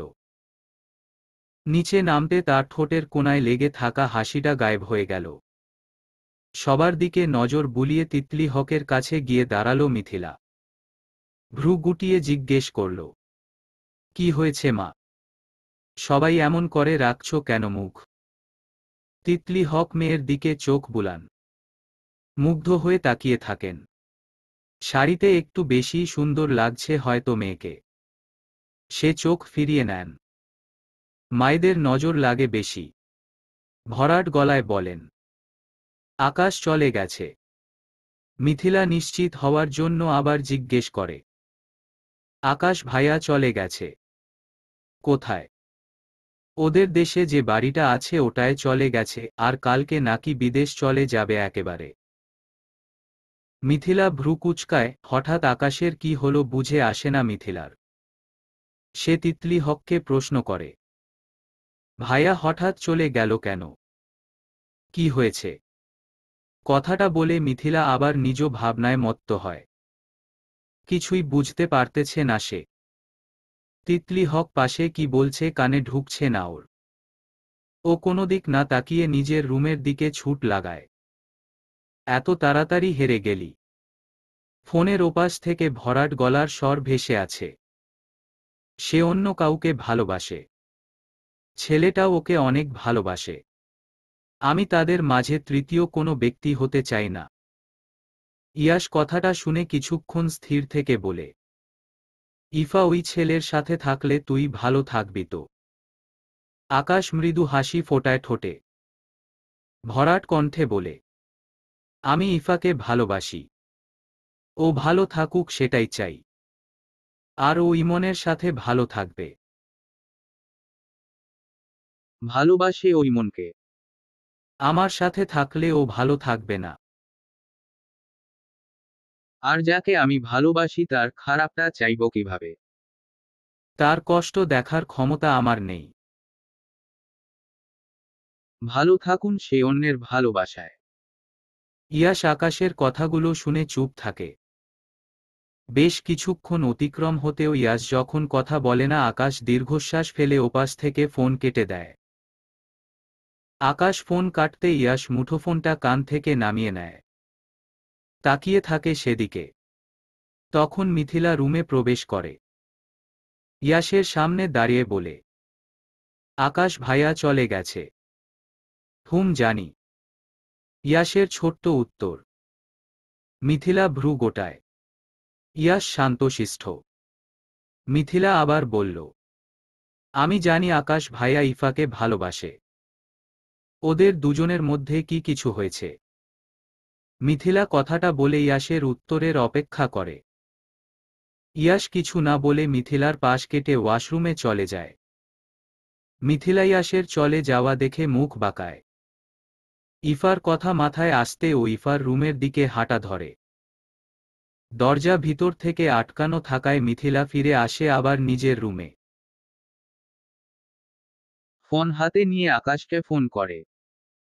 দুবার ডায়াল করতে আকাশ ফোন তুলে। আকাশ ফোন তুলতে দেরি মিথিলার প্রশ্ন করতে দেরি হয়নি। ভাইয়া তুমি চলে গেছো কেন? আমি জানি তুমি ইফাকে ভালোবাসো। চলে গেছো কেন তুমি? মিথিলার প্রশ্ন শুনে আকাশ হাসে। হেসে বলে, আরে আস্তে আস্তে, একসাথে এত প্রশ্ন কোনটা রেখে কোনোটার উত্তর দিব। তুমি আগে বলো তুমি চলে গেছো কেন? তোদের ইফা অন্য কাউকে ভালোবাসে, আর আমি ওখানে থাকলে আরো বেশি দুর্বল হয়ে পড়ব ওর উপর। তাই তো চলে এসেছি। মিথিলা খানিক্ষণ চুপ থেকে বলে ওঠে, ইফা অন্য কাউকে ভালোবাসে মানে? কই, আমি তো জানি না। ইমন নামে কাউকে চিনিস?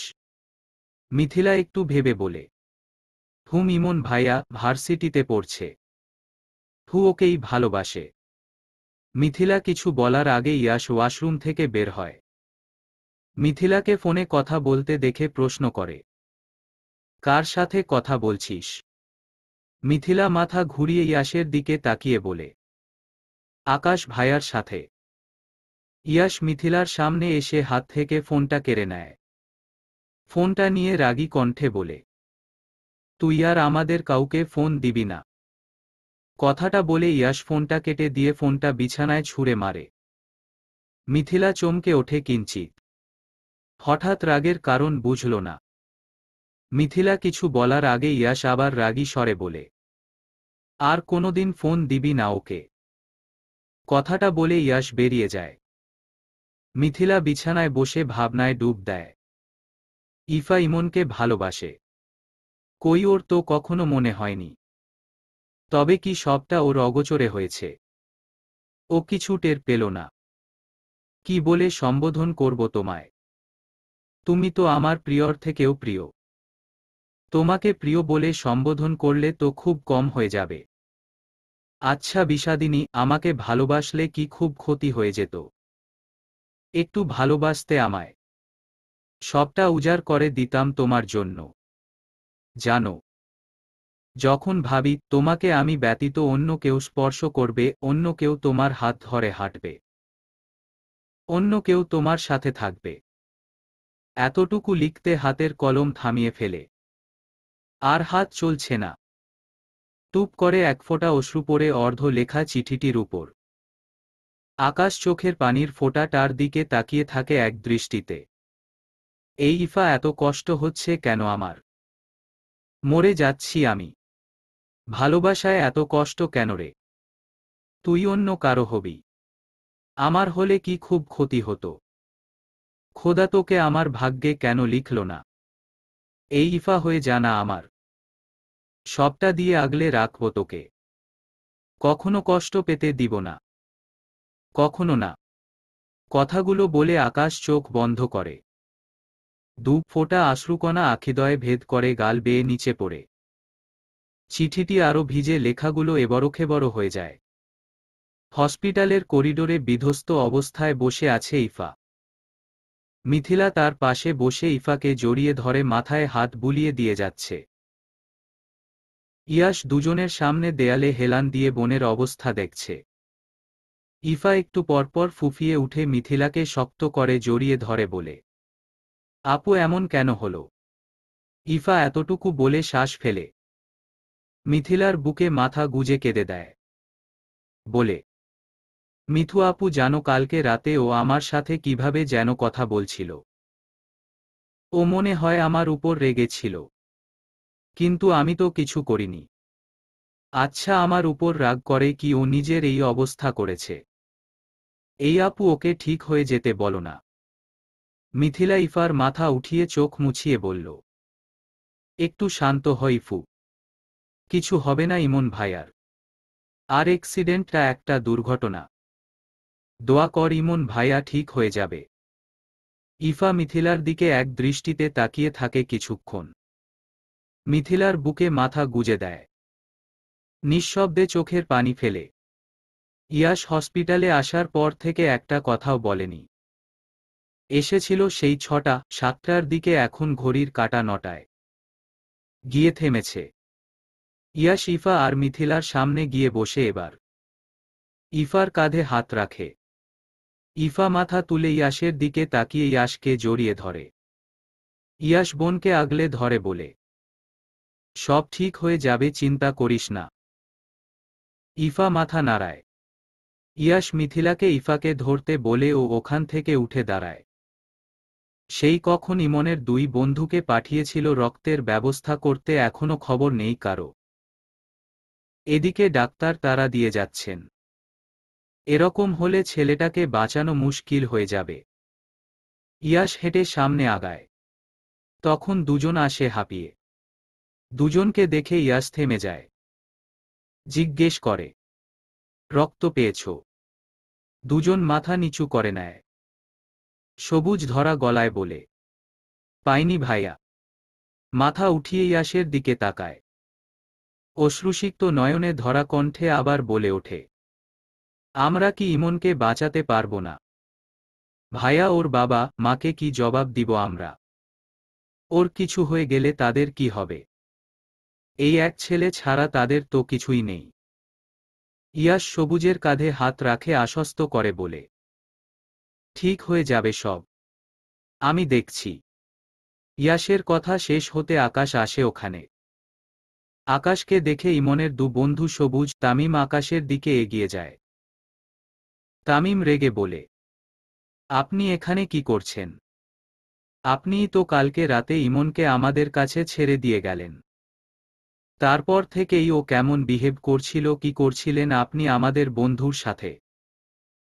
আপনার জন্যই ইমনের হয়তো এই অবস্থা আজকে। কি বলেছিলেন ওকে? তামিমের চিল্লানো শুনে ইফা মিথিলা সেদিকে তাকায়। ইয়াশ তামিমের কাছে গিয়ে বলে, তোমাদের কোথাও ভুল হচ্ছে। আকাশ কি করবে ইমনের সাথে? আপনি জানেন না ভাইয়া, উনি কালকে কোথা থেকে ইমনকে নিয়ে এসে আমাদের বাসার নিচে দিয়ে গেলেন। তারপর থেকে ইমন আমাদের সাথে একটা কথা বলেনি। ও রাতে বাইক নিয়ে বেরিয়ে গেছিল। আর সকালেই ইমন। এতটুকু বলে থামে তামিম।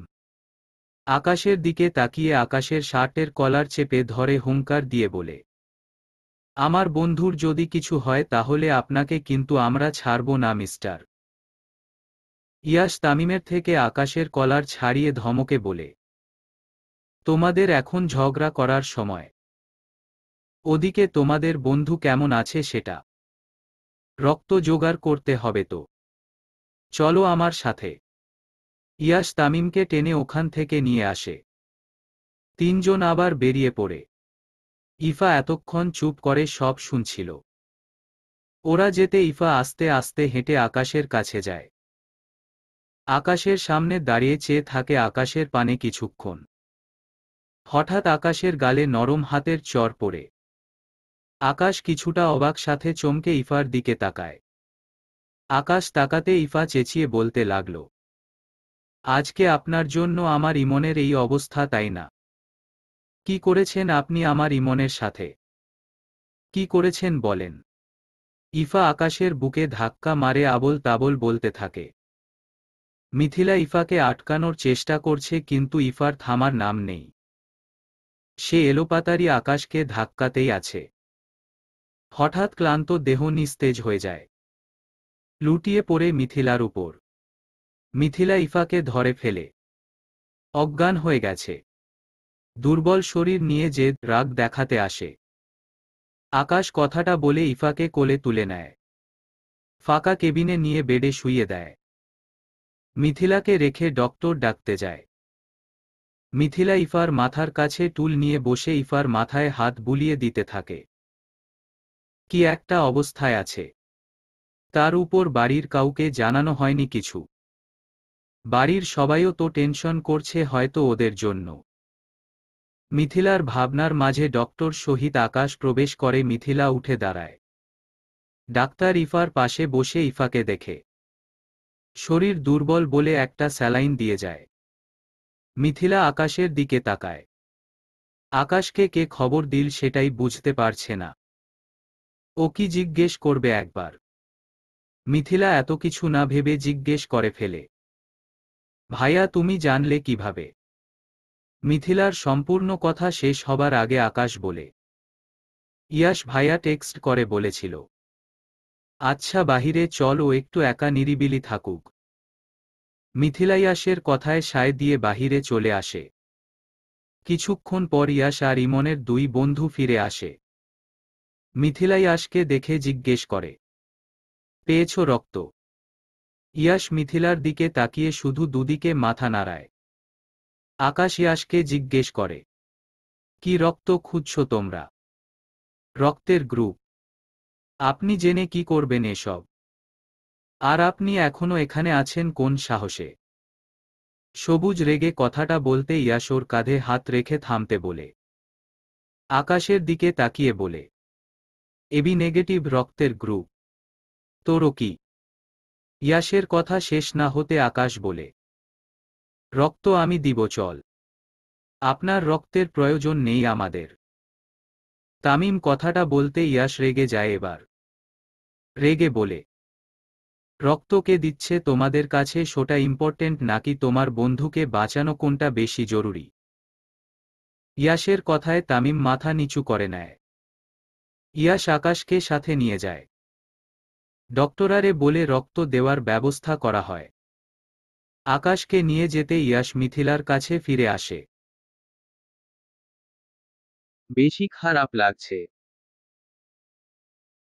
পাশ থেকে মিথিলার কণ্ঠ শুনে ইয়াশ সেদিকে পানে তাকায়। কপালের ঘামটুকু মুছে বলে, উহু কিছু হয়নি। তোর এখন বাড়ি যাওয়া উচিত। আমি তোকে গাড়িতে উঠিয়ে দেই, তুই যেতে পারবি না একা একা।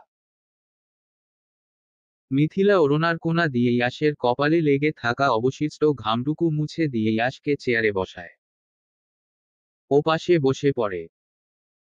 বলে, আমি তোমাকে এখানে একা রেখে চলে যাব ভাবলে কি করে? আর তুমি এত টেনশন করো না। আল্লাহ সব ঠিক করে দিবে দেখো।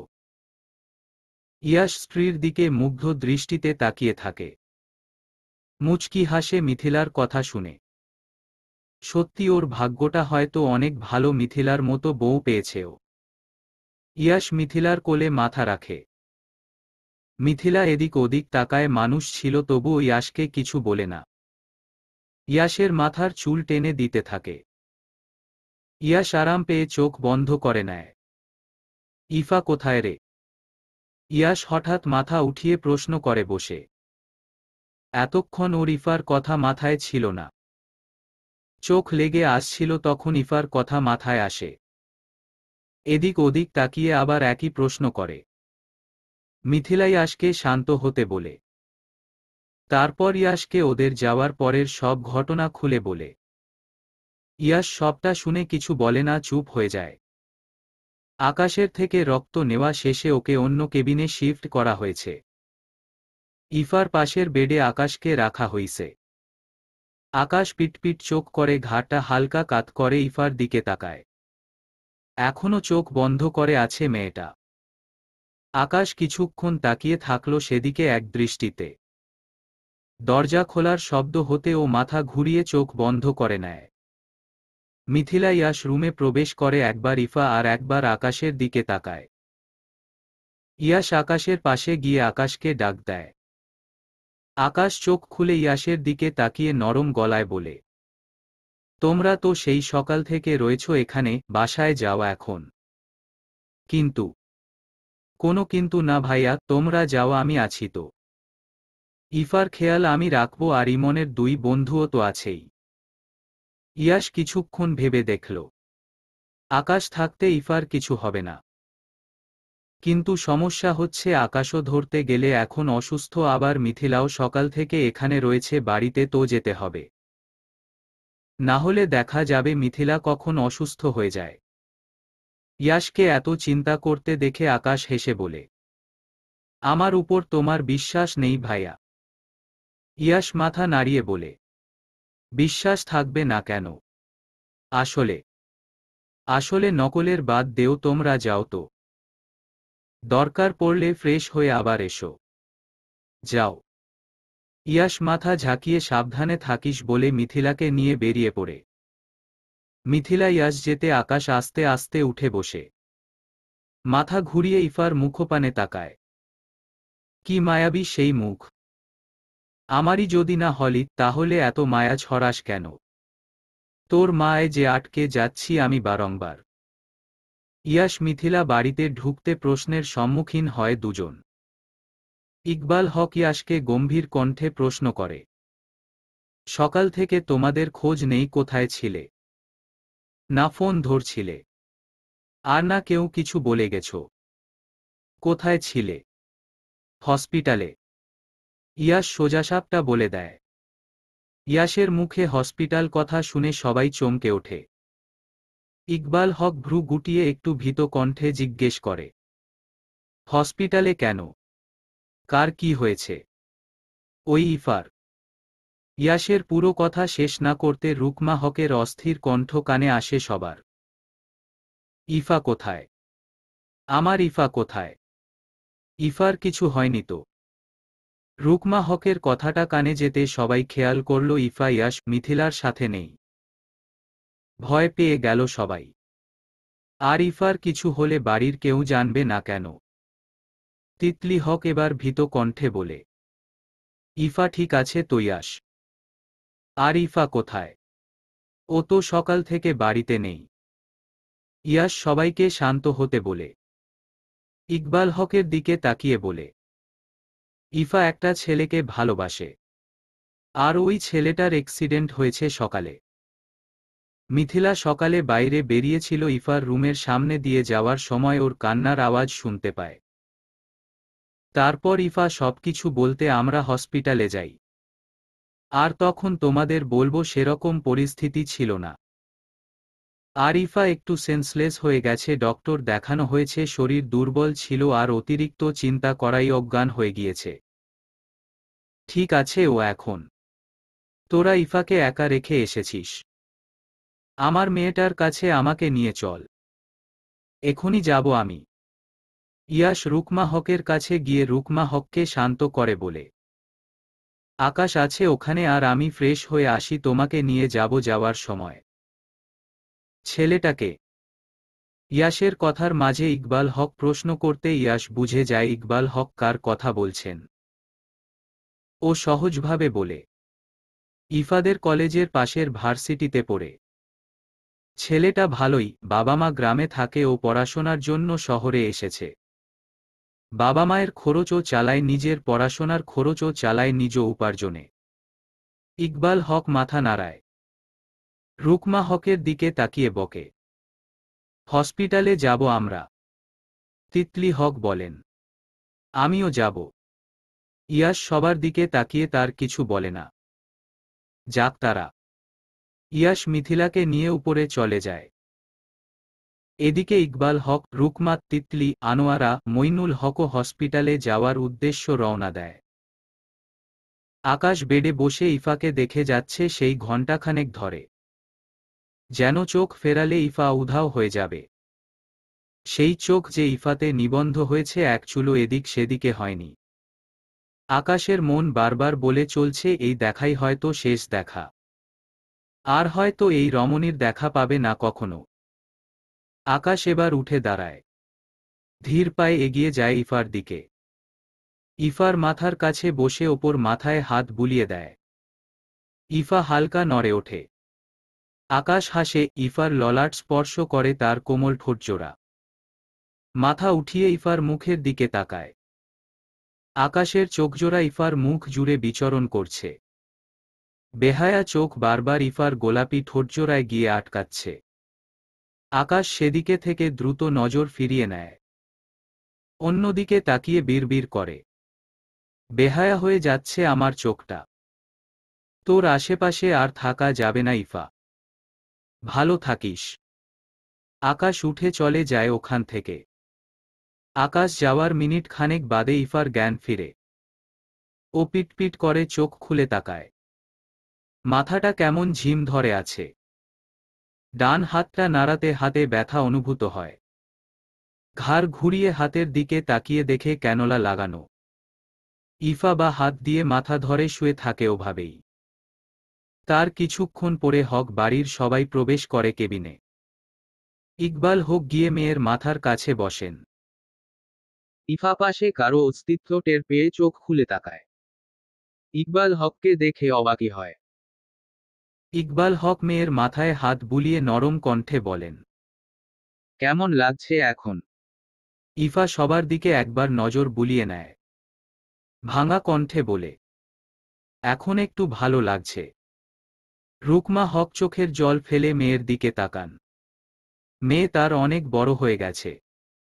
ইফা মায়ের দিকে তাকিয়ে ঠোঁট টেনে হাসে। মা। মা বলবি না? বেশি পেকেছিস না? এতটুকু বয়সে খুব ভালোবাসতে শিখেছেন আপনি। ইফা হাসে। ইয়াস যে সব বলে দিছে বুঝে গেছে সে। রুকমা হককে ডাকে ওপর কাছে। রুকমা হক মুখ ঘুরিয়ে রেখেছে। এটা দেখে ইফা মুখটা মলিন করে বলে, সরি মা। আমি ইমনকে ভালোবাসি। এখন তোমরা যদি আমাদের মেনে না নেও তো।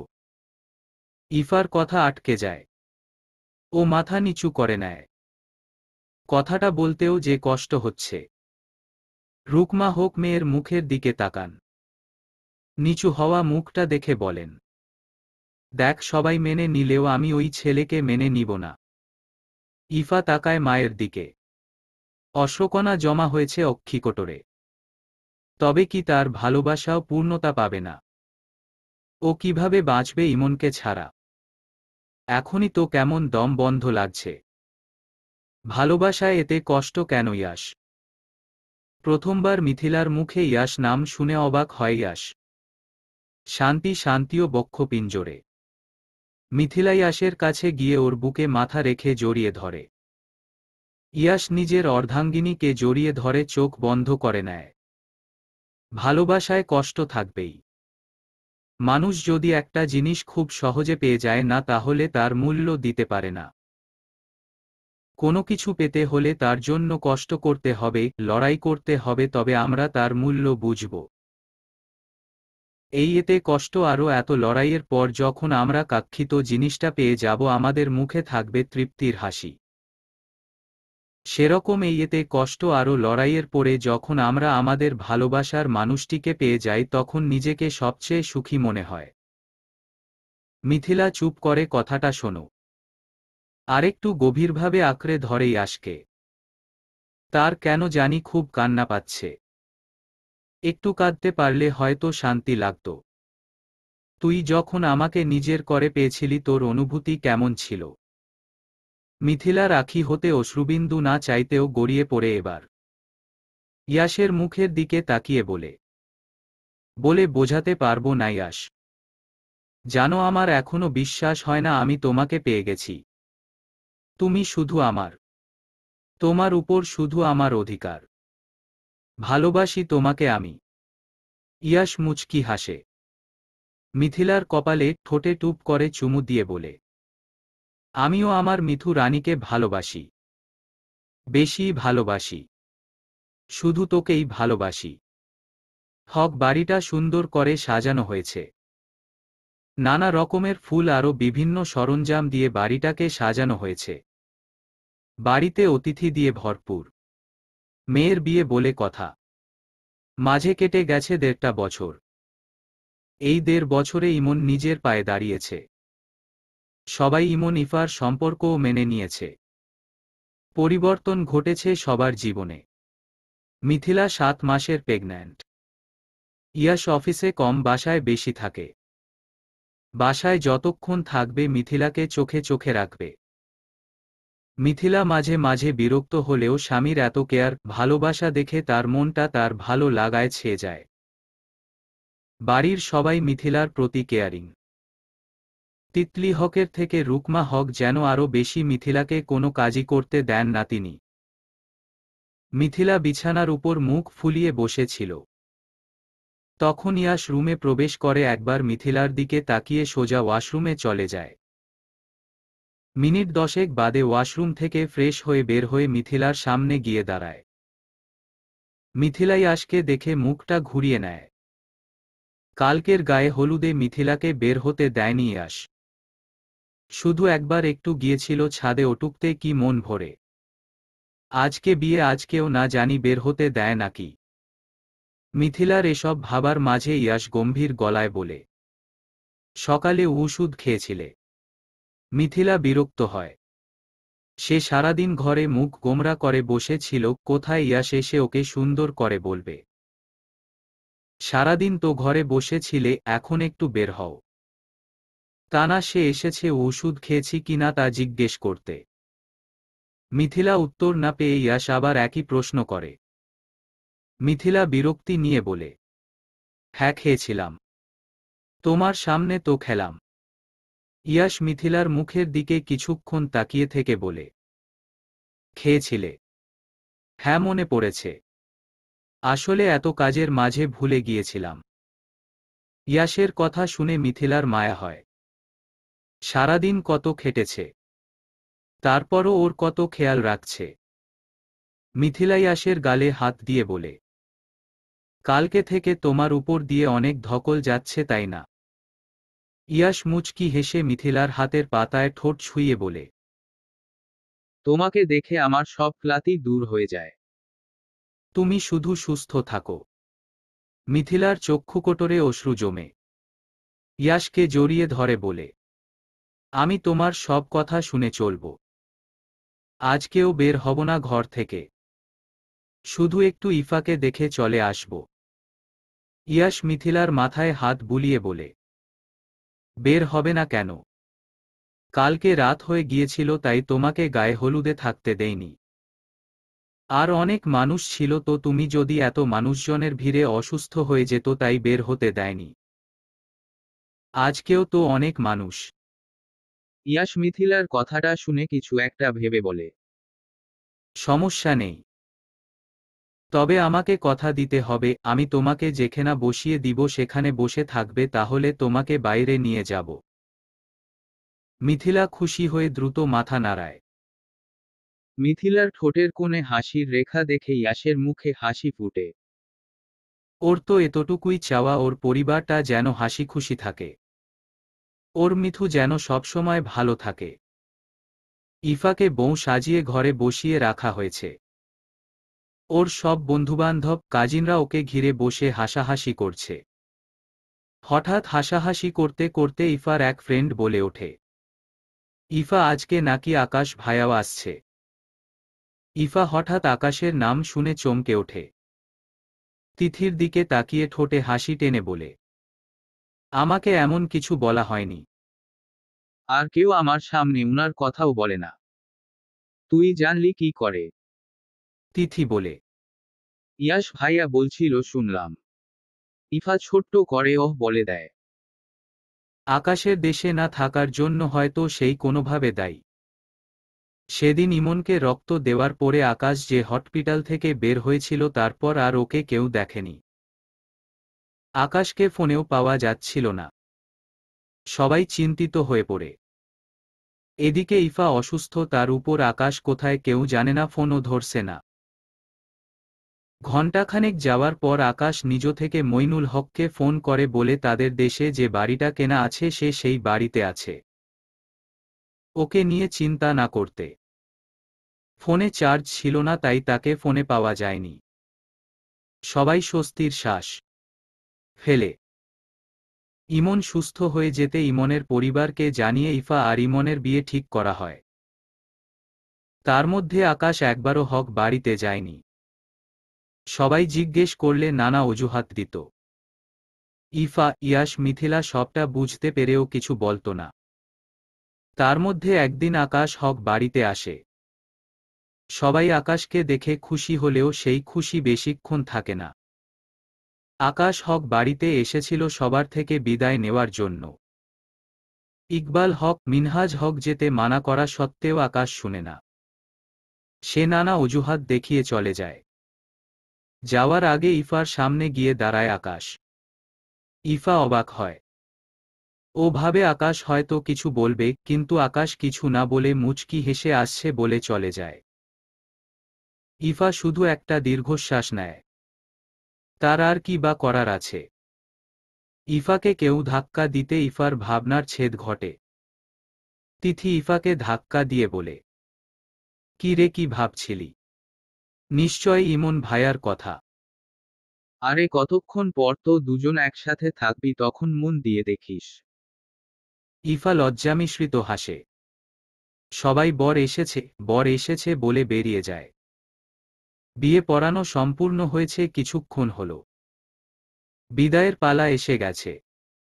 ইফাকে বিদায় দেওয়ার জন্য সবাই প্রস্তুত। এতক্ষণ মিথিলাকে ইয়াশ একটা খালি জায়গা দেখে ওখানে চেয়ার পেতে বসিয়ে দিয়েছিল। মিথিলা ওখানে চুপচাপ বসে ছিল এতক্ষণ। কিন্তু ইফার বিদায়ের কথা শুনে ওর মনটা খারাপ হয়ে গেল। চোখ দিয়ে জল গড়িয়ে পড়ল। মিথিলা আর সেখানে বসে থাকতে পারল না। উঠে ইফাদের ওখানে চলে গেল। ইফা ইকবাল হক রুকমা হককে জড়িয়ে ধরে কাঁদছে। তিতলি হক, মিনহাজ হক, মইনুল হক, আনোয়ারা হকও কেঁদে যাচ্ছেন। ইফাও সবাইকে ধরে কেঁদে যাচ্ছে। মিথিলা সবার কান্না দেখে ওর কান্নাটা আরও বেড়ে যায়। নিজের শরীরের কথা মাথায় থাকে না। ইফা এবার ইয়াসের কাছে গিয়ে ইয়াসকে জড়িয়ে ধরে। ইয়াস ইফাকে জড়িয়ে ধরে বোনের মাথায় স্নেহের হাত বুলায়। কপালে চুপু দিয়ে চোখ দিয়ে ইশারা করে কান্না থামাতে বলে। অথচ তার চোখ দিয়েও অশ্রু গড়িয়ে পড়েছে। ইফাকে বুঝিয়ে সুঝিয়ে বাড়ি থেকে বের হতে যাবে, তখন আবার সবাই থেমে যায়। সামনে আকাশ দাঁড়িয়ে আছে, তার বাসে একটা মেয়ে। আনোয়ারা হক এত বছর পর ছেলেকে দেখে দৌড়ে গিয়ে ছেলেকে জড়িয়ে ধরে আবার কেঁদে দেয়। আকাশ পরিস্থিতি বুঝতে পেরে আনোয়ারা হককে নিজের থেকে ছাড়িয়ে এক সাইডে দাঁড়ায়। বড্ড ভুল সময় এসে পড়েছে সে। ইফার আকাশের দিকে কোনো খেয়াল নেই। সেইয়াসের বুকে মুখ দিয়ে আছে, অথচ তার দিকে কেউ গভীর দৃষ্টিতে তাকিয়ে আসে সে বুঝতেই পারছে না। আকাশ কিছুক্ষণ ইফার দিকে তাকিয়ে থেকে চোখ ফিরিয়ে নেয়। চোখ থেকে অশ্রু গড়িয়ে পড়ে দুফোঁটা। কেউ দেখার আগে সে অশ্রুকণা মুছে ফেলে। হাসি মুখে ভিতরে ঢুকে। ইমন এবার ইফাকে ইয়াসের বুক থেকে তুলে ও নিজে ধরে নিয়ে যায়। ইফাও ইমনের বুকে গুটিসুটি মেরে পড়ে থাকে। আকাশ সেদিকে তাকিয়ে মুচকি হাসে। ইফা সুখী থাকুক, এটাই তো সে চায়। ইফাকে বিদায় দিয়ে সবাই বসার ঘরে বসেছে। বাড়ির মেয়েকে বিদায় দিয়ে কারো মনের অবস্থা ভালো না। সবাই নিশ্চুপ হয়ে বসে আছে। আকাশের পাশে অ্যানি নামের মেয়েটি জুবুথুবু হয়ে বসে আছে। একবার বাড়ির সবার দিকে তাকিয়ে ও আকাশের হাত ধরে ফেলে খপ করে। আকাশ হাতের দিকে একবার তাকিয়ে অ্যানির দিকে তাকায়। হাত ছাড়িয়ে নিতে চেয়েও নেয় না। মইনুল হক নীরবতা ভঙ্গ করে বলেন, মেয়েটা। মইনুল হকের কথা শেষ হবার আগে আকাশ বলে, আমার স্ত্রী। নাম অ্যানি। 15 দিন হয়েছে বিয়ে করেছি। ওর দাদার বাড়ি বাংলাদেশে, কিন্তু ও ওর পরিবারের সাথে ছোটবেলা থেকে ওখানে বড় হয়েছে। মেয়েটা ভালো, নম্র ভদ্র, তোমাদের সাথে সহজেই মিশে যাবে। কারো কোনো অসুবিধা হবে না। আমি টায়ার্ড, রেস্ট নিতে চাচ্ছি। একদমে কথাগুলো বলে আকাশ উঠে দাঁড়ায়। অ্যানির দিকে তাকিয়ে বলে, তুমি সবার সাথে কথা বলো। অ্যানি শুধু মাথা নাড়ায়। আকাশ যেতে আনোয়ারা হক অ্যানির কাছে আসে, ওকে খুঁটিয়ে দেখতে থাকে। অ্যানি আনোয়ারা হককে দেখে আনোয়ারা হককে সালাম করে। সে বিদেশ বড় হলেও বাংলাদেশে বহুবার এসেছে। আনোয়ারা হককে সালাম করে হাসিমুখে বলে, আপনি তো আকাশের মম, মানে আমার শাসা। অ্যানি আটকে যায় মাঝপথে। আনোয়ারা হক ভ্রু কুঁচকে বলেন, শাশুড়ি আমি তোমার। অ্যানি হেসে দিয়ে বলে, হা, ওটাই ওটাই। অ্যানির কথা বলার ধরন দেখে সবাই হেসে দেয়। অ্যানিও মেকি হাসে। তার আরও ভালো বাংলা শিখতে হবে। অ্যানি আস্তে আস্তে সবার সাথে কুশল বিনিময় করে। সবাই অ্যানির ব্যবহারে খুশি। এক মেয়ে বিদায় নিল, কিন্তু দেখো সেদিন আবার এক মেয়ে বাড়ি আসলো। সবাই বেশ খুশি। অতিরিক্ত কান্নার ফলে মিথিলার অবস্থা খারাপ। তার কেমন অস্থির অস্থির লাগছে। তার যে খারাপ লাগছে সেটা সেই আশকে কিছুতেই বলছে না। ইয়াস শুনলে বা বুঝতে পারলে যে তাকে রাম ধমক দিবে। মিথিলা একবার বিছানায় বসছিল, একবার উঠছিল। ইয়াস অনেকক্ষণ ধরে সেটা খেয়াল করছে। সে অনেকবার জিজ্ঞেস করেছে, কিন্তু মিথিলা কিছু বলেনি। এবার সে ল্যাপটপ ফেলে মিথিলার কাছে গিয়ে বলে, কি হয়েছে তোমার? শরীর খারাপ লাগছে, ডাক্তার ডাকব? মিথিলা ইয়াসের প্রশ্ন শুনে থমমত খেয়ে যায়। ইশকে চিন্তা করতে না করে বলে, আমি ঠিক আছি। তুমি তো কাজ করছিল, করো যাও। এ কদিন তো ছুটি কাটালে অনেক কাজ জমেছে নিশ্চয়ই। মিথিলা ইয়াশকে ওর কাছ থেকে সরাতে চাচ্ছে। ইয়াশ মিথিলার দিকে ভ্রু কুঁচকে তাকিয়ে ওর বাহু ধরে বলে, কি হয়েছে বলো। মিথিলা ইয়াশের এত নরম কণ্ঠ শুনে গলে যায়। অসহায় হয়ে বলে, কেমন অস্থির অস্থির লাগছে। অতিরিক্ত কান্না ফলে এমন হয়েছে হয়তো। বকো না প্লিজ। আমি তো ইচ্ছে রে কাঁদিনি বলো। আমার তো কষ্ট হচ্ছিল। ইয়াশ মিথিলার কথা শুনে মন দিয়ে মিথিলাকে বিছানায় শুইয়ে দিয়ে সে রুমের লাইট অফ করে দিয়ে মিথিলার পাশে গিয়ে শুয়ে পড়ে। মিথিলাকে বুকে টেনে মিথিলার চুলের মাঝে হাত বুলিয়ে আদুরে গলায় বলে, ঘুমানোর চেষ্টা করো, ঠিক হয়ে যাবে। মিথিলা ইয়াশের আদুরে কণ্ঠ শুনে ওকে শক্ত করর জড়িয়ে ধরে। ইয়াশের বুকে ঠোঁট ছুঁয়ে বলে, ভালোবাসি তোমাকে, খুব ভালোবাসি। ইয়াশ মুচকি হাসে। বউকে জড়িয়ে ধরে বলে, আমিও ভালোবাসি, খুব ভালোবাসি। শুধু তোকেই ভালোবাসি। সমাপ্ত। গল্প তোকেই ভালোবাসি। লেখনীতে আমেনা আক্তার আখি। অন্তিম পর্ব। ভালো লাগলে লাইক এবং সাবস্ক্রাইব করে পাশে থাকার অনুরোধ রইল।